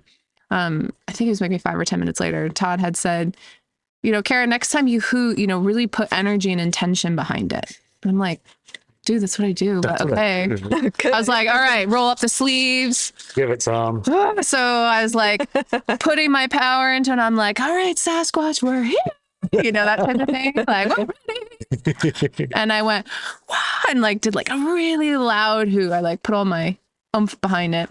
And the guys were like, whoa. That echoed really far, which it did. It was like echo, echo, echo, echo. It was cool. We didn't hear it. Nope, I did not hear it. Yes. So Is that crazy? that's just I know, crazy. It's totally crazy. So like maybe 10 seconds later, not even, I heard Inelia's hoot from the hill. Or so I thought, because it sounded exactly like the hoot you just heard on the podcast.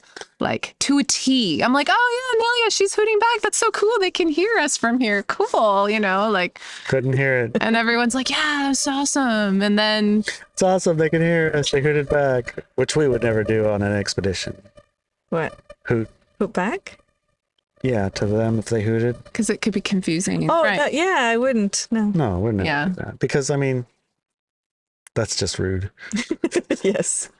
It can be confusing, right? Which Right? Was clearly- that a Sasquatch? Was that an Elia? Was that Larry? What's going on here? Yeah, and so But and the- that's yeah, exactly we what wouldn't do it. happened. I thought it was an Elia, except it wasn't. I didn't find out till the next day when I was telling the story to Larry. He's like, "Yeah, Anelia didn't hoot No. at all On purpose. on purpose." Yeah, like would confuse them. exactly. And I'm like, "What?"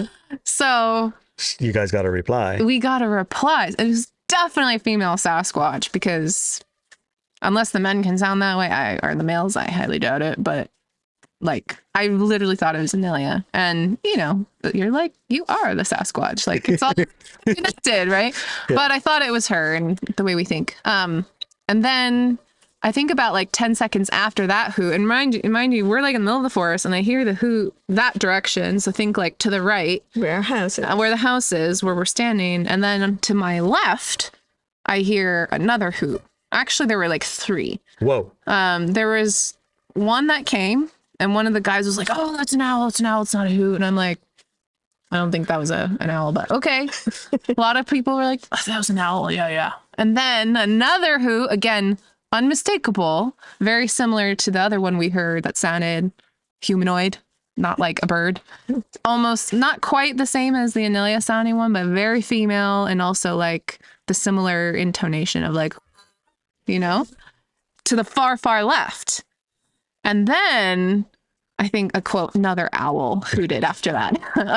So at this point, like one of the guys, he was a little skeptical. He's like, "Oh, it's just an owl. It's owls and an owl. Yeah, it's just an owl and an Anelia." And then he heard the third one, or the one to the left, that was unmistakably like no mistaking that was a Sasquatch hooting. And he was like, "Oh my God, that just happened. That's exactly what I wanted.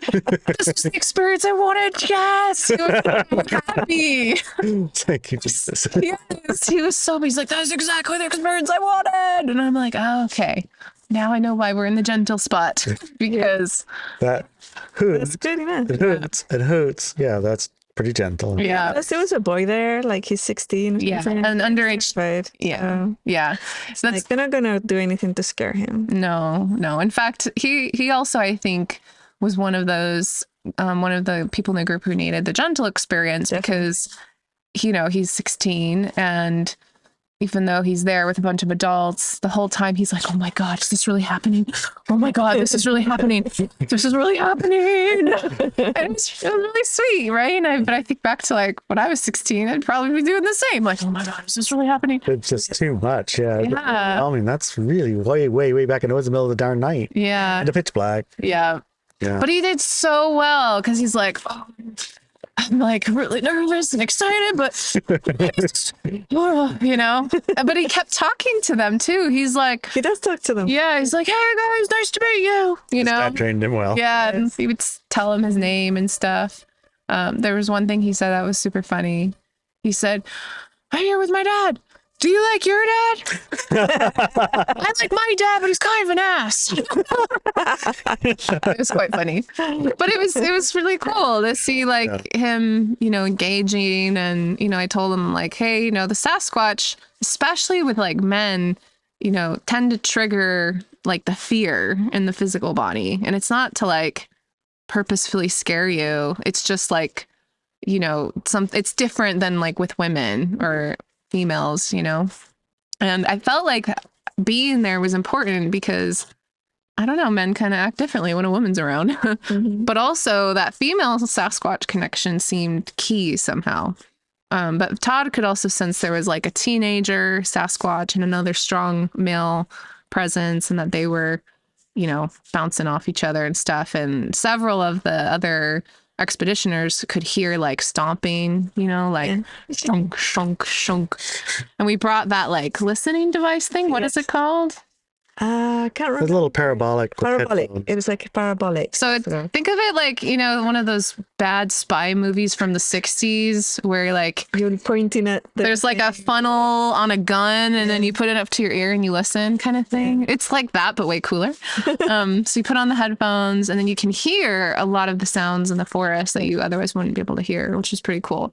I didn't have success with it, but some of the other guys did, and they were like hearing like, dun dun dun in the forest, and like some knocks and like thuds, like stomps on the ground, and that was pretty cool. So again, like gentle and nice validation. I like it. I like it. Yeah. That's pretty cool.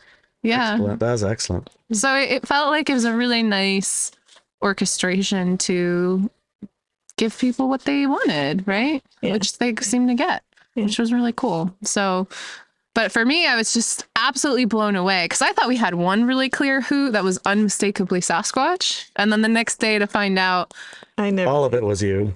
And then exactly, Yeah. like, wasn't in Elia. It was totally another Sasquatch responding and being playful. And then Todd also validated, he said they do that to him all the time. Like they know mimic him. his noise. They mimic his noises, and that's how they like, kind of play and respond and stuff. So, and then Todd gave some good advice to me too. He said, when they hoot, they don't like to necessarily talk with their voices, right? That's like an invitation to mind speak with them. Oh, it's a good point too, because they are often, quiet. Yeah. It's like they just broadcasted to the world, here I am. Yeah, exactly. It's a pretty trusting thing for them. It is.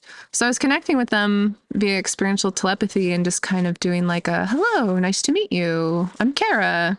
And I was expressing to them who I was and where I lived through like images and emotions and parts of the forest and the peninsula, trying to translate it to Sasquatch, and Nice job. yeah, it was cool. And I felt like I saw like the face of one of them. Like I like saw him and he saw me, and that was really cool.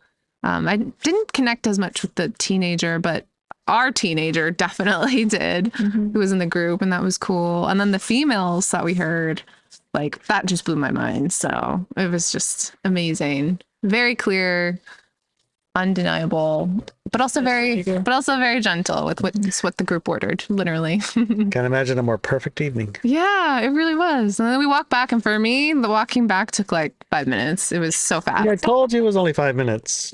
Or 3 days, depending, But for whatever reason, it was very fast. I'm glad you guys had a fast walk back. Yeah. Yeah, Larry's looking weak. But you gotta set yourself up for success, because like I was so warm in my blankie, and I'm like, oh yeah, this is just fine. I I can just stay had out a here. hoodie and a raincoat. Yeah, no. I wasn't quite dressed for it. Yeah, you I gotta, was dressed for 15 minutes. yeah. And I did tell him, I'm like, okay, we're gonna go now. So if there's anything else you want to do, Now's the now's the time. time. How did you find when you got to the pond area? Did you find it just as intense, or was there nothing there? Let's see. On the way back, it still felt intense, not as much. Not as much as when we walked through the Yeah, not as intense as the first time. But then I was kind of like, maybe it's intense for a different reason. Like, I don't know, troll under the bridge or something. No, I'm teasing. But it was like, I was like trying to see how much of it was just because it got darker and more spooky, but it wasn't as intense. So I think they were still kind of there, but not, it wasn't Probably like, had to climatize to them also, right? yeah. Because after exposure, the fear wave, when it's dealt with, it kind of like passes. It does, yeah. Yeah. And What that we found is like when we walked back, there was nobody. nobody was because there. They were everybody all with stayed you. Everyone stayed down with you. Yeah, that makes sense. I think some of them were following us for a little while longer too. I can pretty much guarantee it, yeah. Yeah. At the pond, I always I have a sign there for them, a glyph, and I have a sting, and I have a treat, and, presents and stuff, and I check it every day Nice. when I walk the dogs. And I've only had an answer one time. They didn't take anything, but they left a nice print, and they rearranged The the stick. glyph. Oh, nice. There was a giant print right in the middle of it. Perfect. Rearranged the sticks, like, wow. That's finally. cool. That was pretty cool. Yeah. That's cool. So, yeah. Yeah, we heard that beeping frog, squirrel, whatever Okay. bird thing. One when we were there at the beginning, and then it went quiet. Yep. And when it went quiet, I'm like, oh, they're getting close, because the Right. forest gets quiet when Sasquatch are around. Right. And then it came back, and then I was like, okay, time to go, kind of thing. And then it was quiet, no bird, weird, chirpy beeper thing. And then by the time we got back to the gate, we heard it again. Yeah, that's what we heard it. So it was very weird. I have no idea what creature that was, but The creature do that noise. me neither. I mean, yeah. It was weird. bizarre. But I was like, oh, that's cool. So he's heard it again. And, you know, so you can even use like the forest to kind of help gauge where things are at with the Sasquatch. So that was pretty cool. But yeah, overall, it was a very fun experience. And, you know, sometimes it's good to go with what the vibe of the group is feeling, which, you know, in that case, it wasn't about me. I wanted to go for creepy, scary, dark woods by the pond. And I'm like, let's go to the pond. Everyone's like crickets. Not into it. I'm like, It's like hard enough to get them to walk by the pond, let alone sit at the pond. it's true. And that pond is set up pretty much ideal for an encounter, like some face-to-face encounter place. That would be one. Yeah, but it wasn't about me. It was about those guys getting what they needed, because it's also like kind of at the end of the trip at this point. Right. And one of the expeditioners was like, that was the sign. That was the experience I wanted. Yeah. And he got it, which was super cool. And then, of course, having a child there too, it's like, you know, the Sasquatch aren't going to be terrifying children. They're not going to, it's not their style. So it was very loving, gentle. Lots of UFOs, lots of hoots. It was a great time. So I think we got back around 2 a.m., something like that, maybe 1 a.m. Can't remember. That's brilliant. Yeah. So there was something that you could, like a parting words for their audience. What would it be around this topic? I think one. Because like, remember, like a lot of our audience are like in places where they don't even think they have a Sasquatch. Yeah. It's like, what does this have to do with anything? Yeah. So I think it's about when you get together as a group, it's a lot easier and more fun, and it feels better.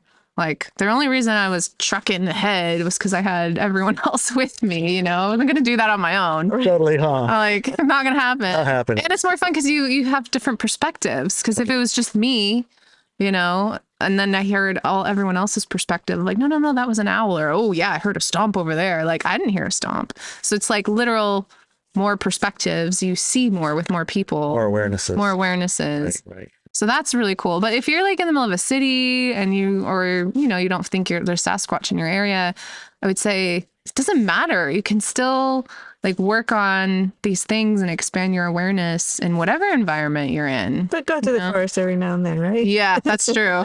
That's true. At least Realistic. 1 week a year. New York. I don't think you're going to find Sasquatch in New York. No. Well, in New York City, maybe. No, not the city. Not in the city. But in New York, State. outside the city. Yes, I think definitely. Oh, yeah. There's pretty a lot of woods there. So. Yeah, I think the Sasquatch show up in a lot more areas than people think. Right. In fact, we had a friend sharing some photos of where she is in France. And I was like, that looks very Sasquatchy to me. Yes. Like, that definitely seems like a sign. So it's something that you can, play with your friends. And worst case scenario, you have a lovely walk in the woods with your friends. So it seems like a win-win to me. Yeah. But doing it together with people who you really trust, who want to be there, I think is really important. Because if you drag someone there who doesn't want to be there, it's just not going to be good for anyone. It will be a 5-minute walk. Yeah. Yep. It won't be a nice experience. Right. So, yeah. Thank you so much, Dr. Kara. Thank you guys for having me. This was fun. Yep, it was a great time. Cool. Till next time. Bye. So, we have Ashley. Ashley's turn. Ashley's turn. Hi, everybody. And Ashley's also been participating in the Sasquatch expedition with Todd. Yeah. And we can't wait to hear the actual experience that both of you had by the lake. Yes. You and Paul, And the three Paul. of you. Yeah. Can you start off so that Ash can tell her story? So this experience was, I think, one that I've had in my mind of something that I wanted to do ever since Todd showed up. Okay. Right? I wanted to paddle canoes or kayaks or paddle boards or boat or whatever into the lake in the evening and set up a campsite on a spot that Ash and Kara and Fred and I found that had a little campfire place and wood spot and some benches and it's just secluded in the middle of nowhere, Yes. And you can only get there by boat. You can't walk there. Oh, kayak. Boat. You can't walk there. Kayak, I said. Yeah, kayak is a boat, honey. Oh, it is? I didn't know that. Okay. That's how much I know about these things. So it's like the perfect adventure all wrapped up. Mhm. You know, it includes boats and fires and lakeside and wilderness and a little bit of like you can't like go away. You're trapped. You're not trapped there, but you're there. You know, when you get there, you're pretty well committed. Yes. And it's in this little like Shangri-La spot. You know, it's a giant old cedars, and it's in a location where in a previous year we'd had an experience with I guess a shaman type Sasquatch. She's like part Sasquatch and part human. Is that how you would describe her? Yes. She got a little bit of human in her, Mm-hmm. like hybrid type. Anyway, I have a picture of her, by the way. Mm-hmm. We went one year and we sat in the woods in a place about a mile from this spot, but on the same little peninsula.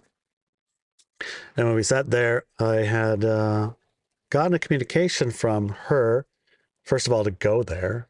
And it was like another one of these evening walks. And we walked out there in the evening, it's still light out. And then Oh, this is not the one with this the is not the boats. same, but this Okay. is the same place. Different. Okay, got It it. was a year before. Uh-huh. Same general area, the year before that we walked to. And we ended up about a mile away from that place where you take the boat. Thought I just saw something go there. Anyway, You just want to yeah, I just shimmer? saw. Yes. Yeah, they're listening, so I guess they want to hear the story too. Maybe we'll get some shimmer in the background. I get some shimmer in it. Yeah. And so we walked out there in the evening, then it started to get dark, and then we're like way, way back there, you know, because it's still a long walk. Yeah. And I remember saying, because we got to like take a left here, take a right here. And like, Todd, have you been keeping track of where we're at? Because I'm not sure I could find a way back if it gets dark. He's like, how dare you ask What do you me that?" mean? Of course I can find a way back. Are you kidding me? It's like, phew. Okay, so responsibility on your back. Thank you. Yeah. Larry got told in that moment for sure. Let's go. We're good. Carry on. Yeah. So we got to the end of the road, and then now we're not even on roads. We're just trail, bushwhacking in. We're back another 5-10 minutes over some creeks and valleys and things, and we're all sitting spread out. And after, I don't know, half hour or 15 minutes of sitting in the quiet, just connecting with the space, I got a communication in my head that the shaman lady was willing to come up and sit next to me. Mm-hmm. And she wanted to know if I'd be comfortable with that.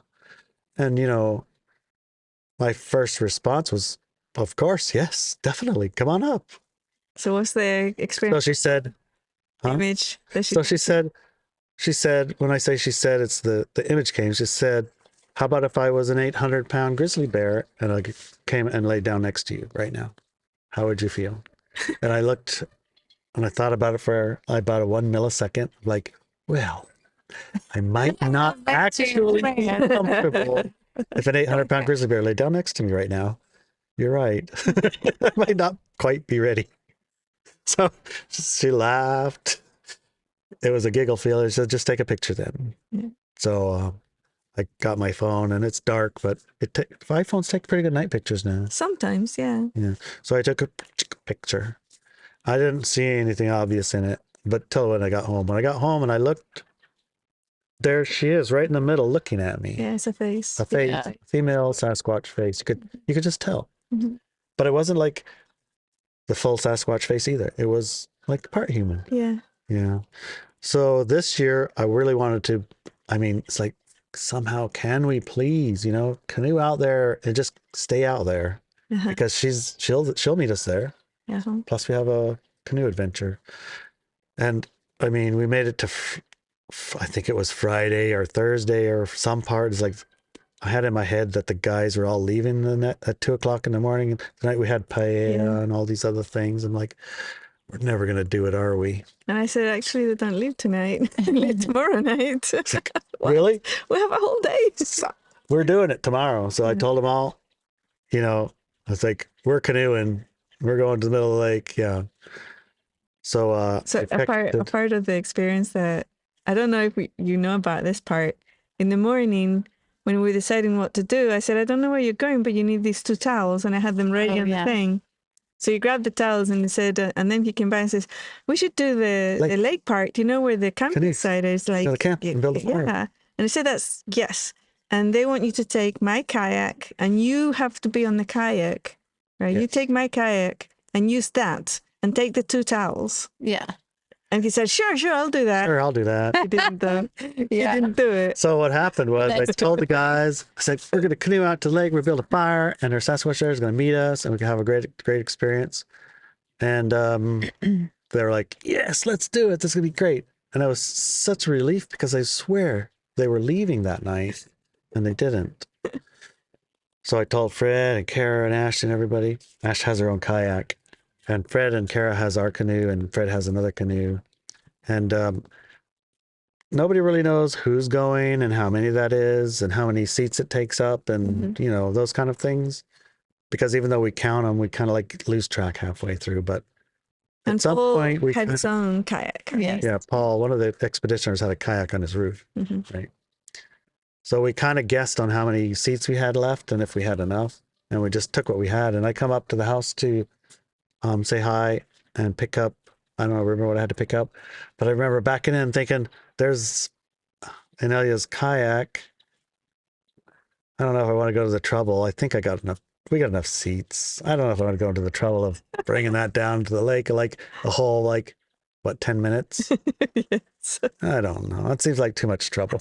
So I just went to the lake, and there were not enough seats, but I could ride in the middle of one of the canoes. So that kind of made it, I'd just be cargo, which at first I thought was kind of cool. And then you didn't And like then it so much. It wasn't so great being totally out of control of your everything. You're just in the middle of the boat cargo. It doesn't sound like you at all. It was, No, not at all. Captain Larry in a boat. it was like It's cargo. I didn't have any control of the rudder. I didn't Yeah. have any control of the throttle. I had no control of our direction, Nothing. stability, Yeah. nothing. It was just, Sitting there. and we're going over here like, why are we going over? I don't know. Yeah. Can you guys get your paddling together? They're brothers. Yeah. Huh? And the one brother has like tons and tons of canoe experience, and the one has a little bit less. But the one that has a little bit less is the older brother. So he tells you. So the younger what to do. brother can't tell the older brother what to do, and the older brother can tell the younger brother what to do, but the younger brother knows better what to do. So, you know, you could imagine how We wiggly wobbly we went. It was quite fun. It was like dodging them. Oh my God. Like they're I was like, I either need to get in front of them or I'm going to stay behind and give some distance. Because next thing you know, they're like right in your path So- or headed towards It you. was hilarious. Yeah. Well, anyway, we got to the end of our paddle. I say it's 15 minutes. What do it you think it actually? was? I don't know how long it actually The is. paddle? Maybe 20 minutes. It wasn't that So long. I wasn't too far off. Yeah. Because the 15-minute walk sometimes is an hour or 3. And a 15-minute paddle, It didn't take that long. It's a short distance. yeah. But it's long. 20 minutes is still long. Yeah. paddling. Yeah. It's short but long. So we get to this. And the drive was much longer. Yeah, the drive's an hour or half an hour. An hour in this circumstance. So we get there. I have brought supplies. I have the towels. I have these 2 towels with me. You don't I know think why. they might be seat cushions for the log. I don't know. I start to fire up. It's going rip roaring, and Todd says, "Don't look in the fire." We have my giant. Just giant fire. We're all looking at the fire. It's like, oops. There were three who ended up being looking in the fire was what they were there for. Okay. And Todd was off sitting by a tree in the darkness, and Paul and you, or no one of you went off with another guy. Matt and I. Matt and I. And I stayed and got the fire tent and built like a big pile of wood. And we all got sort of like comfortable in our spot, and it was majestic. It was indescribably perfect, you know? It's like dark, but not black. You can see stars through the trees. You got fire flickering on the trees, and these trees are 1,000-year-old cedar trees. It's not cold. Like this week, it's been Remarkably pretty not cold. Right now, it's pretty kind of cold out. It is. Right. And then the last few nights has been like in the 30s or 40. It was like freezing, baguette breath smoke. But this night, perfect. And then there wasn't like any noises. It's just like we're having a nice paddle. It's a pretty nice campfire, but there's no like Sasquatchies, no feelings, no.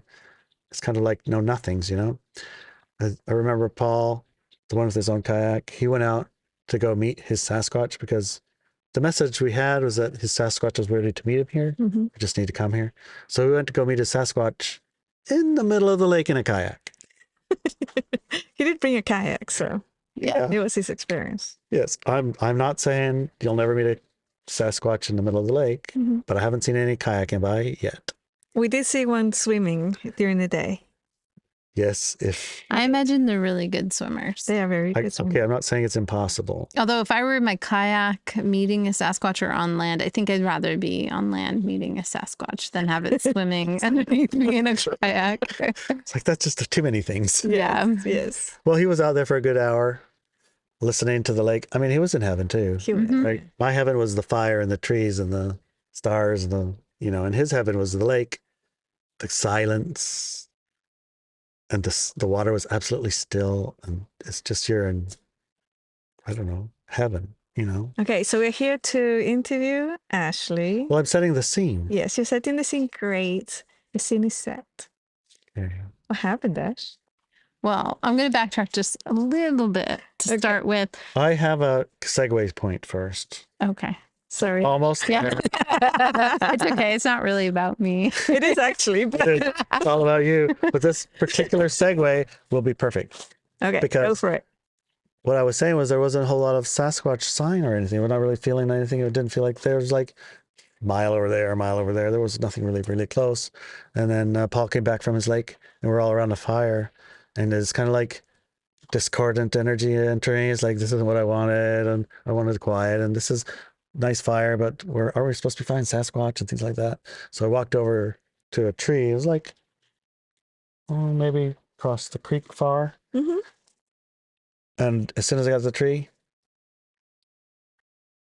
my eyes got big, Mm-hmm. the hair on the back of my head stuck up. And I ran back to the fire and said, if you guys want Sasquatch, it's right there. Right by the tree. They're here. They're here. Okay, Ash. Because now I'm back to the fire. Now's when Ashley showed up. Yeah. So at that point, I'll just continue on with this. I can Okay. share the other bit later. So at that point, I see Larry coming out from the woods and Running like, with my hair on really- fire. Yeah, like eyes bulging, freaked out, and I was like, oh, Sasquatch are here.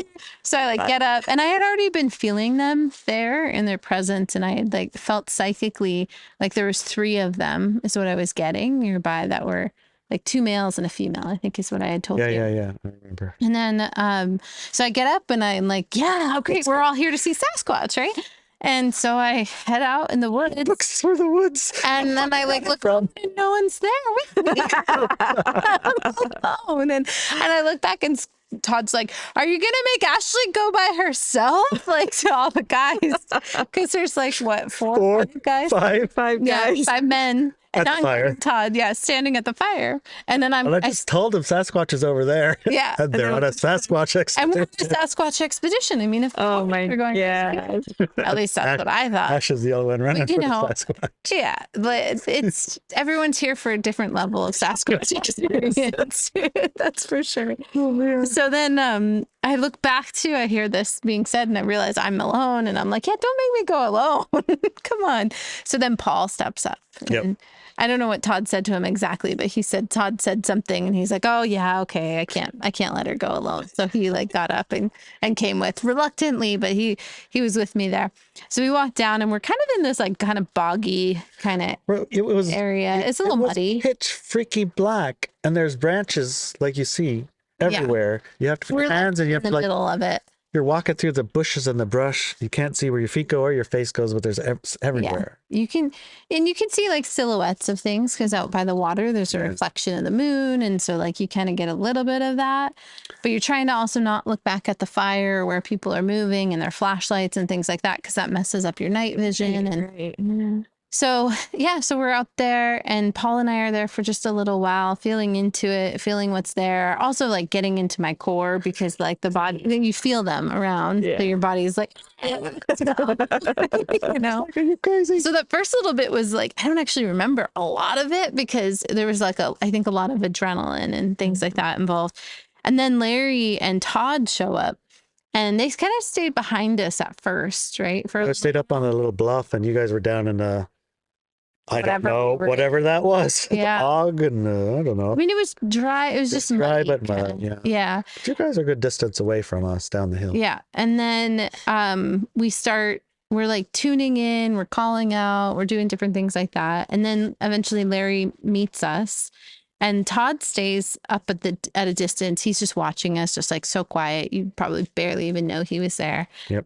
But he's holding space. And for us, we were like laughing because it's like, okay, good. Dad's here. Dad's here. We're okay. We're safe now. You know? And so like, there's that level of feeling secure because of it. And which is like, you know, that's the beauty of going on expedition with somebody who's quite advanced. Right? Yes. Yeah. So then I keep looking back at this massive tree. It's this massive cedar, probably one of the bigger ones I've ever seen out here. And I keep looking at it. I'm like, we should go to that tree. We should go to that tree. And then Larry's like, hey, like slowly, somehow we make our way up to like a branch of that tree. Like this thick, you know. Yeah, they're like these guys, you know, not that big. And so it's a low one. So it comes right across like our midsection. And it feels like it's a shield, you know, it feels like a safety blanket, maybe is a better way to put it. So we're like holding on to the branch. Yeah. So we're like, okay. Now Cool. now we can meet you. Safety blankie. Yeah. There's not just like the abyss of darkness in front of us. And as we're standing there and we're looking up and it's up, there's like a ridge, like the land goes up right in front of us. And a little 50 ways to 100 feet. It's like, it's quite incline. a big bluff incline. Yeah. Yeah. And so we're looking at that and your eyes are getting adjusted. We were out there at least 20, 30 minutes at that point. Right. Yeah. Easy. And so now we can really see in the dark and you can start to make things out and we're like really watching things and starting to see like movement. There's things that are like going kind of fuzzy, like lights, sparklies, things like that. Like I keep thinking back now, if we'd only been recorded, you know, people would be seeing us like, you know, and like, oh, do you see sparkles? I see sparkles. You know what I mean? It would just been awesome to see that. So then like Larry at one point was seeing where it was getting that shimmery kind of Predator, like the movie, like the that cloaking happening. And so he's like, so look, my hand is getting shimmery. So I shift over to where he is and I start following my hand with his hand. And I'm like, wait, I see it too. You know, and they're like looking at the same thing. Like our hand was going inside the cloaking. Yeah. And it would just start to dematerialize. It become like hollow with lights in it. Yeah. Wow. And then like I would put my hand forward and I could feel like it getting warm. Wow. And I was like, whoa. The body there. Okay. Yeah, something like that. How much closer are we going to go? That's good. Further. We did this for probably a good like half hour, just kind of playing around, and everyone's got their own experience. There was multiple ones of it, like that came, and then they'd go away, and then they'd come back, and then it'd get intense again, and then you could put your hand in there again, and then you could feel them again, and then they'd go away. It was like more than one of them. But there was definitely like a buzz of kind of nervousness happening, I think. Yeah, and then it was definitely high. Right? Like our excitement in a way, like it was a juvenile feeling. You know, it was like playing, giggling, playing. Yeah. Like, oh, look at that, ooh, look at that, ooh, like, yeah, like rambunctiousness. Yeah. So then all of a sudden, go ahead. Did the plunks come yet? Not yet. Because all of a sudden, then the energy changed, and it was dramatically, black, and we couldn't see anything. Where we were looking, we could see the tree, you could see stars, all that stuff. All of a sudden, it's just black, and it was like black. Like, I mean, the three of us, you know, grown adults standing in a row, so probably about like this distance. We might have been a little bit closer to one another, but like bigger than that, wide, you know. And then we're all looking up like this, like into this blackness, dark all of a sudden. And then the energy totally had shifted. That like kind of excitement, nervousness, all of that, like that juvenile kind of energy, like just it was gone, and it was like grounded. Wow. And Paul says, my father is here. And he says it with this like energy that I'm like, I said that. What? He just said that. Yeah. It was kind of like that. I'm like, Father. That was a really weird statement. Like, and then like, but feeling into I don't think your part Sasquatch. It doesn't sound he doesn't look part Sasquatch. No, he doesn't have the traits. And so then I start feeling into it, and I'm like, oh, It's the Sasquatch father. Sasquatch. Their father, the ones we were with. Their father here. Is here, which also made sense because we were like kind of we were all sharing what we're experiencing, which helped us to kind of piece things together. And this black that we saw, this darkness, you know, and how big it was, how wide it was, it was him, and he was pretty close, but we couldn't see past him. Couldn't see through him. Yeah, he wasn't like he was cloaked. He was. Yeah, Right. He was there. so we were just doing everything we could to like get in our core, you know, like stay in our core. You for the core training. Yes, thank Get you into so your much. car, Ashley, get into your So car, like Ashley. we were ready to get into your car. reactivity, and yeah, we were ready to run, and then it was like, nope, Nope, okay, get in our we core. get in our core, and we're doing little tricks like holding onto that branch. We got pine cones in our hands because somehow Some noise, rubbing the rubbing pine pine cones like felt better to our bodies. Like it was like giving us a way to Yeah, the body's. pass that nervous energy. Yeah. Yeah. And then what happened? So then, yeah, we're same thing. We're kind of like feeling, oh, you know, and then all of a sudden Paul's like, my hand disappeared. You know, hand my hand's literally disappeared. Into that black spot. into the black It spot. became nothing, and he couldn't see it anywhere, no matter how far close from his face. It was just gone. Oh my Yeah. gosh. And that was warm. Yeah, there was that warmth again. And then we start hearing this like kind of plunk noise, like plunking, like, yeah, Todd can do it really well. Yeah, you can. And it's just like plop, like as if something were dropping into water, but like just, it's like, But it's like all around. cartoon version of it. It is like a cartoon. It's like what you expect to hear in a cartoon when a drop of something goes into the water. It's a boom, Yeah. Yeah. but And it's loud. it's loud, and it was right And it there. carries. Fine. So we turned around to There was like, to- it happened to several fix it. times, and we're like, how is it happening? What is that? Like, it was muddy, but that wasn't like water. Like, right. we're trying to figure out, we're not close enough to the lake that we would really hear that in the lake. And so, you know, we're observing all these things and Well, taking there's a note, giant and it felt black like thing it at was our back. at our face at that point. because we had turned around. It was like kind Okay. of got overwhelmed a little bit with Yes. the father energy. We turned around back to the plunking noise, which was the children, and it was like a little bit better Yeah. for me anyway. Yeah. So we turned around. Larry's like, hey, we should turn around. Like, let's try this. So he turned around and he goes backwards, like walking Walk backwards back into the that father. darkness. And we're like, okay. Sounds You good. know? And so we did. And it was like, oh, this feels so much better. Yeah, this is better. Rather than being like, it's in front of me and it's so massive. It's and just so so dark. big. It's just overwhelming. It's too much. Yeah. So it was like a really good way to like calm our bodies Mhm. and signal that calming. And then also it felt like there was this communication that came through then to the Sasquatch, like that particular father Sasquatch, if you will, where now we trust him. And we're like, there was no point where it was like, oh my God, they're going to kill us. Like I never felt that at all. But there is like, oh my God, like your body wants to run, how I would respond to, you know, even if I saw a slug, right? I don't think the slug's going to kill me, but I'm like, okay, I'm leaving it. Or mice Yeah, or something, whatever. right? Yes. It's that kind of thing.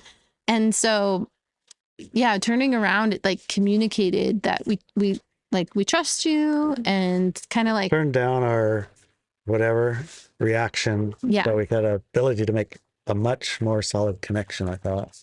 totally. So then we were able to like really connect, and it was just this beautiful energy that we were in. And there was still that like plunking happening here and there. And then at a certain point, it just kind of got to be like, okay, I'm tired. You know, like, Go home. yeah. I have to work at 7 a.m. and it's 1:00. We have a half an hour paddling, and we got to put canoes on the roofs, and we got to drive for an hour. I wasn't so worried about it. I was like, oh, we'll figure it out. But it was a good excuse to like go. Yeah. We were kind of done. Yeah. So we decided to leave. Yeah, we went back to the fire, and we told Todd about the plunking noises, and then he said, Like this. "Did it sound like this?" Yes. And And he did it exactly. exactly. Yeah. And where did he say those noises came from? He said Sasquatch do Yeah. that. That's part of like one of the noises that they use to communicate. Wow. So that was really cool to have that really validated. Oh, Yeah. Instant validation of that. Yes. And then we saw Larry showed me his phone, and he had text message, I think, from you saying that you were detecting there were like 3 young ones nearby, like 2 males and a female. And No, I said there's 3 adults, 2 males, 1 female, and Oh, about okay. 4 or more children. And then there's more people further away. Okay. That's what I said. But the 3 with the 2 males and 1 female, I got those. So that was Yeah. cool to like That was have good that validation. Validation. Mhm. Yeah. But then when we started sharing it with everybody, that also kind of helped us to like all the things that we had in the moment. It's like you're just responding to what's happening. But Right. when you kind of piece it all together, you're like, wait, Right. wow. That makes That was like, sense. The experience that we were having. exactly. makes sense. Yeah. And earlier in the trip, Todd had asked me, we were on like our first day of going out, and he said, what's your intent? Like, what are you looking for? And I said, I'm here just to, support the experience. So the experiencers who are with him can experience something. He's like, oh, what? What about you? Yeah. I was like, well, I guess at this point, face to face, like I've never had a face to face encounter, like actually, and face on. And I'm like, oh, okay, well, I guess I had that. But, one thing he had said later was he's like, you don't expect them just to come up and like sit next to you and like, kind of how you were saying, how would you feel about an 800-pound bear, grizzly bear sitting next to you? Right. Right. He's like, they're gonna work their way up to that. Mm-hmm. So it was face to face in a way that we could do face to face, which felt nice. Yeah, playing with their cloak. Right. Right. You're face to face, but it's not an overwhelm for us. Yeah, like a cloak semi. And we're brave enough. Feeling their energy. It was like that was enough. Feeling their presence and the warmth. Yeah. Feel their warmth, their presence, the energy of them without the physical overwhelm. Yeah. Earlier you said you wanted to talk about something while you were paddling towards the area. You said. Oh, that was just the intention part. Just the intention part. And Okay. so that came full circle. Okay, That's what happened. Okay. Yeah. Nice. Yeah. Thanks for asking. Yeah. So go ahead. I was just say, so we were back at the fire and we started packing up. Yeah. So we're back in the fire. We start packing up. Everybody's ready. We're ready to go. And it's dark and it's starting to get cold and all the things. And I'm like, yeah, I do have to work in the morning. So that does matter, And so We had a Smokey the Bear moment with the fire. We're like, put it all out, or no, it's fine. It's in its rocks. like, just kind of like, Yeah. We kind of left it. And usually we don't, but this time we're like, a little. It's safe. Yeah, it was safe. Yeah. And so then we all get loaded up. Everyone gets going into their respective boats. I was in a kayak. Kayakers off. Todd and his son are off, and me and the Billy brothers are the last to go. Yeah. And I got into the canoe, in the middle. I pushed it out a little bit, so we got off of the bank. And we're like, I don't know, 2 feet of water.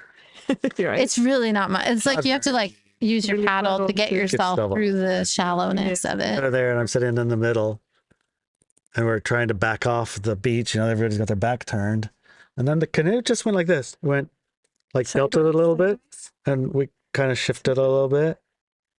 And then it just went all the freaking way over, and then it started filling up with water. And then I'm in a canoe under the water in 2 feet. I mean, it's 2 feet deep. I could stand up. I couldn't stand up. I was soaked from hat to toes. My boat's all the way full in 2 feet of water.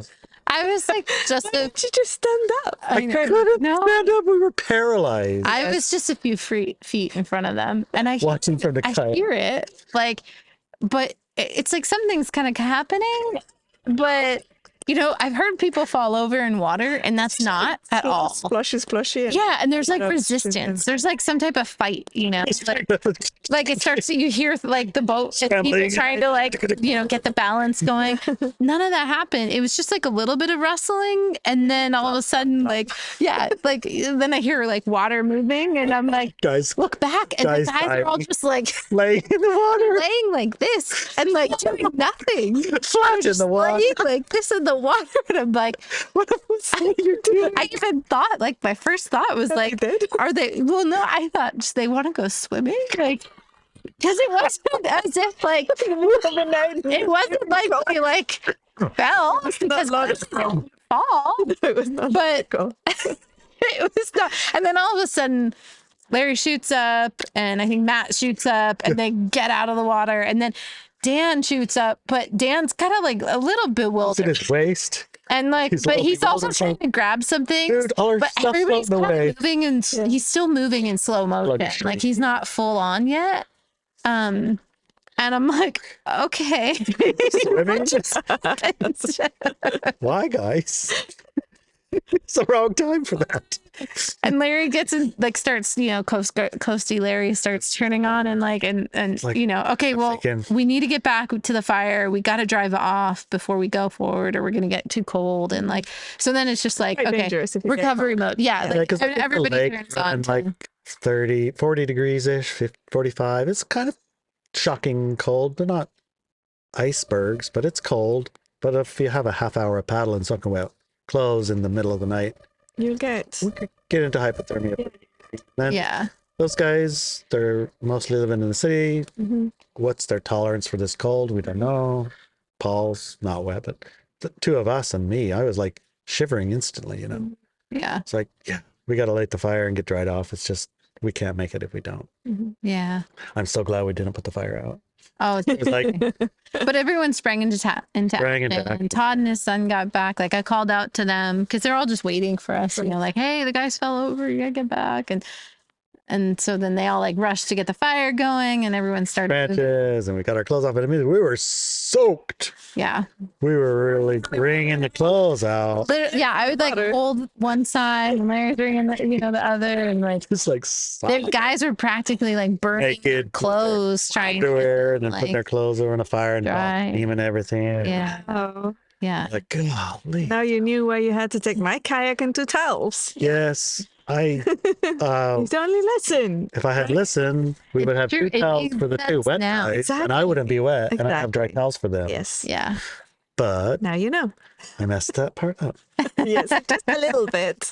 because apparently those Sasquatch teenagers had a plan in mind to did. get us to stay a little longer, Yes. which Yes. worked Yes. Yeah. perfectly. Yes. Well, and then we didn't get that yet. At that No. point, we were just like, I mean, it's We were just freaking like, 2 a.m. It's now. got to be his fault. And he We're just said, trying it's my to- brother's fault. I'm thinking, I must have leaned over or something. It's like my fault. We're all blaming ourselves. But Right. And everyone's just trying to get dry and then also get home and, stay safe. And so we're just kind of getting through all that. But then the next day, yeah, I think it was Larry said something along the lines of like, I told. when he told you the story that night when he got home. I laughed so much. Yeah. Because if you'd listened, Yeah. you would have gone, da-da-da, look Yeah. at that. And I think you said something to the effect of like, oh, they weren't done. They weren't done They weren't with done you with you guys yet. Done watching No, us. we didn't know. Yeah. And when he said that, I was like, the young ones. It makes perfect sense. it makes sense why the boat tipped the way it did because it It was was ever them. so gently They- tipped, right? They didn't want Wouldn't to you hurt say? anyone. It and was then gentle, they steady, were impossible to paralyzed. stop. And there was nowhere they could drown. Like these men could not drown in this water. It was not Pretty that deep. Like But we also couldn't stand up. they were just like, Because they were keeping you there. It's like laying here, and I kept getting deeper and deeper in the water, laying there, going, "Why am I not getting up? It's not good." Yeah. Oh, yeah. One point. I just laughed and thought, oh, no, that was the kids' Sasquatch. Kids They had were with messing with you, yeah. Yeah, it totally They was. wanted to entertain themselves. yes. So one little exclamation point on that. Paul was out there in his kayak waiting for all of us children to get in our canoes and go home, Yeah. because he's older than the rest of us, and he's just like, "Time to go, guys. Let's go. Right. Let's go." And he's like, he's out there in his kayak, and he said, "I heard a cow, and it was laughing. Do you guys have cows here?" That laugh. And Todd Todd's said, like, no, that's a Sasquatch laughing. "No." And Todd said, "Do you have moose?" I Oh, said, "It couldn't be a moose. They make that noise." I said, We "Yeah, don't we don't have have moose here." He's like, "That was a Sasquatch laughing." yeah. And he said, "Yeah, because when I heard it, I got really scared." When I heard a laughing cow, I got scared and came back. Yeah, it's really funny. Laughing There's cow. definitely no cows over there.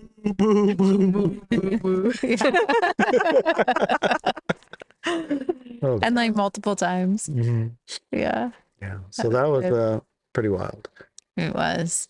Yeah, so that was like the closest experience I have had to That, Sasquatch. that was face to Like face. physically close. Like the year before here in this pyramid, Right, so we did have a face to face We did. with the father, and he stood right here, and it was all sparkles and yes, all like the the stuff- shimmer fire. the shimmer, Yep. but there wasn't any of the get into his field, you back didn't. into We were like scrunching down, hiding Crouching behind underneath like this so they don't bite little us. brick wall.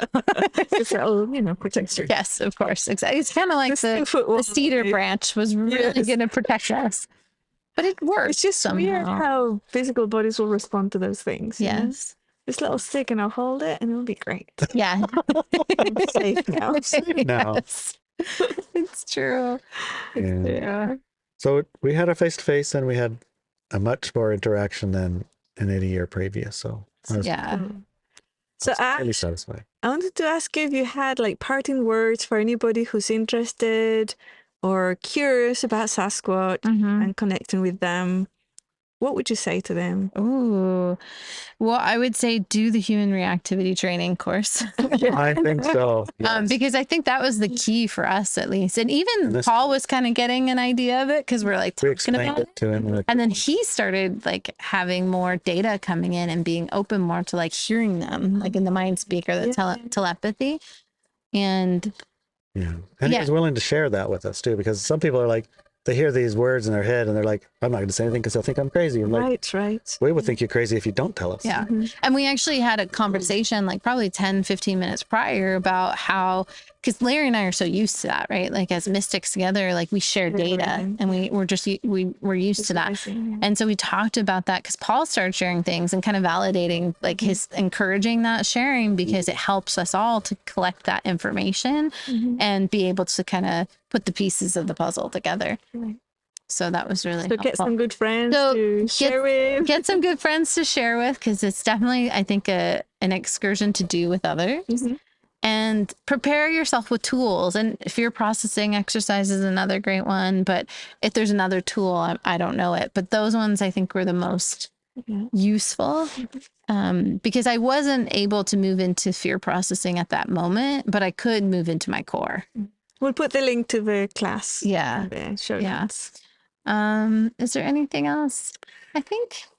The rest of the trip back was pretty uneventful. It was right back. No tippy, no nothing. Yeah. Well, that's great. Thank you so much. Yeah, thank for you. being game to be interviewed. Yes. Happy to do it. It's a fun excursion to be able to share with everybody. That's awesome. All right.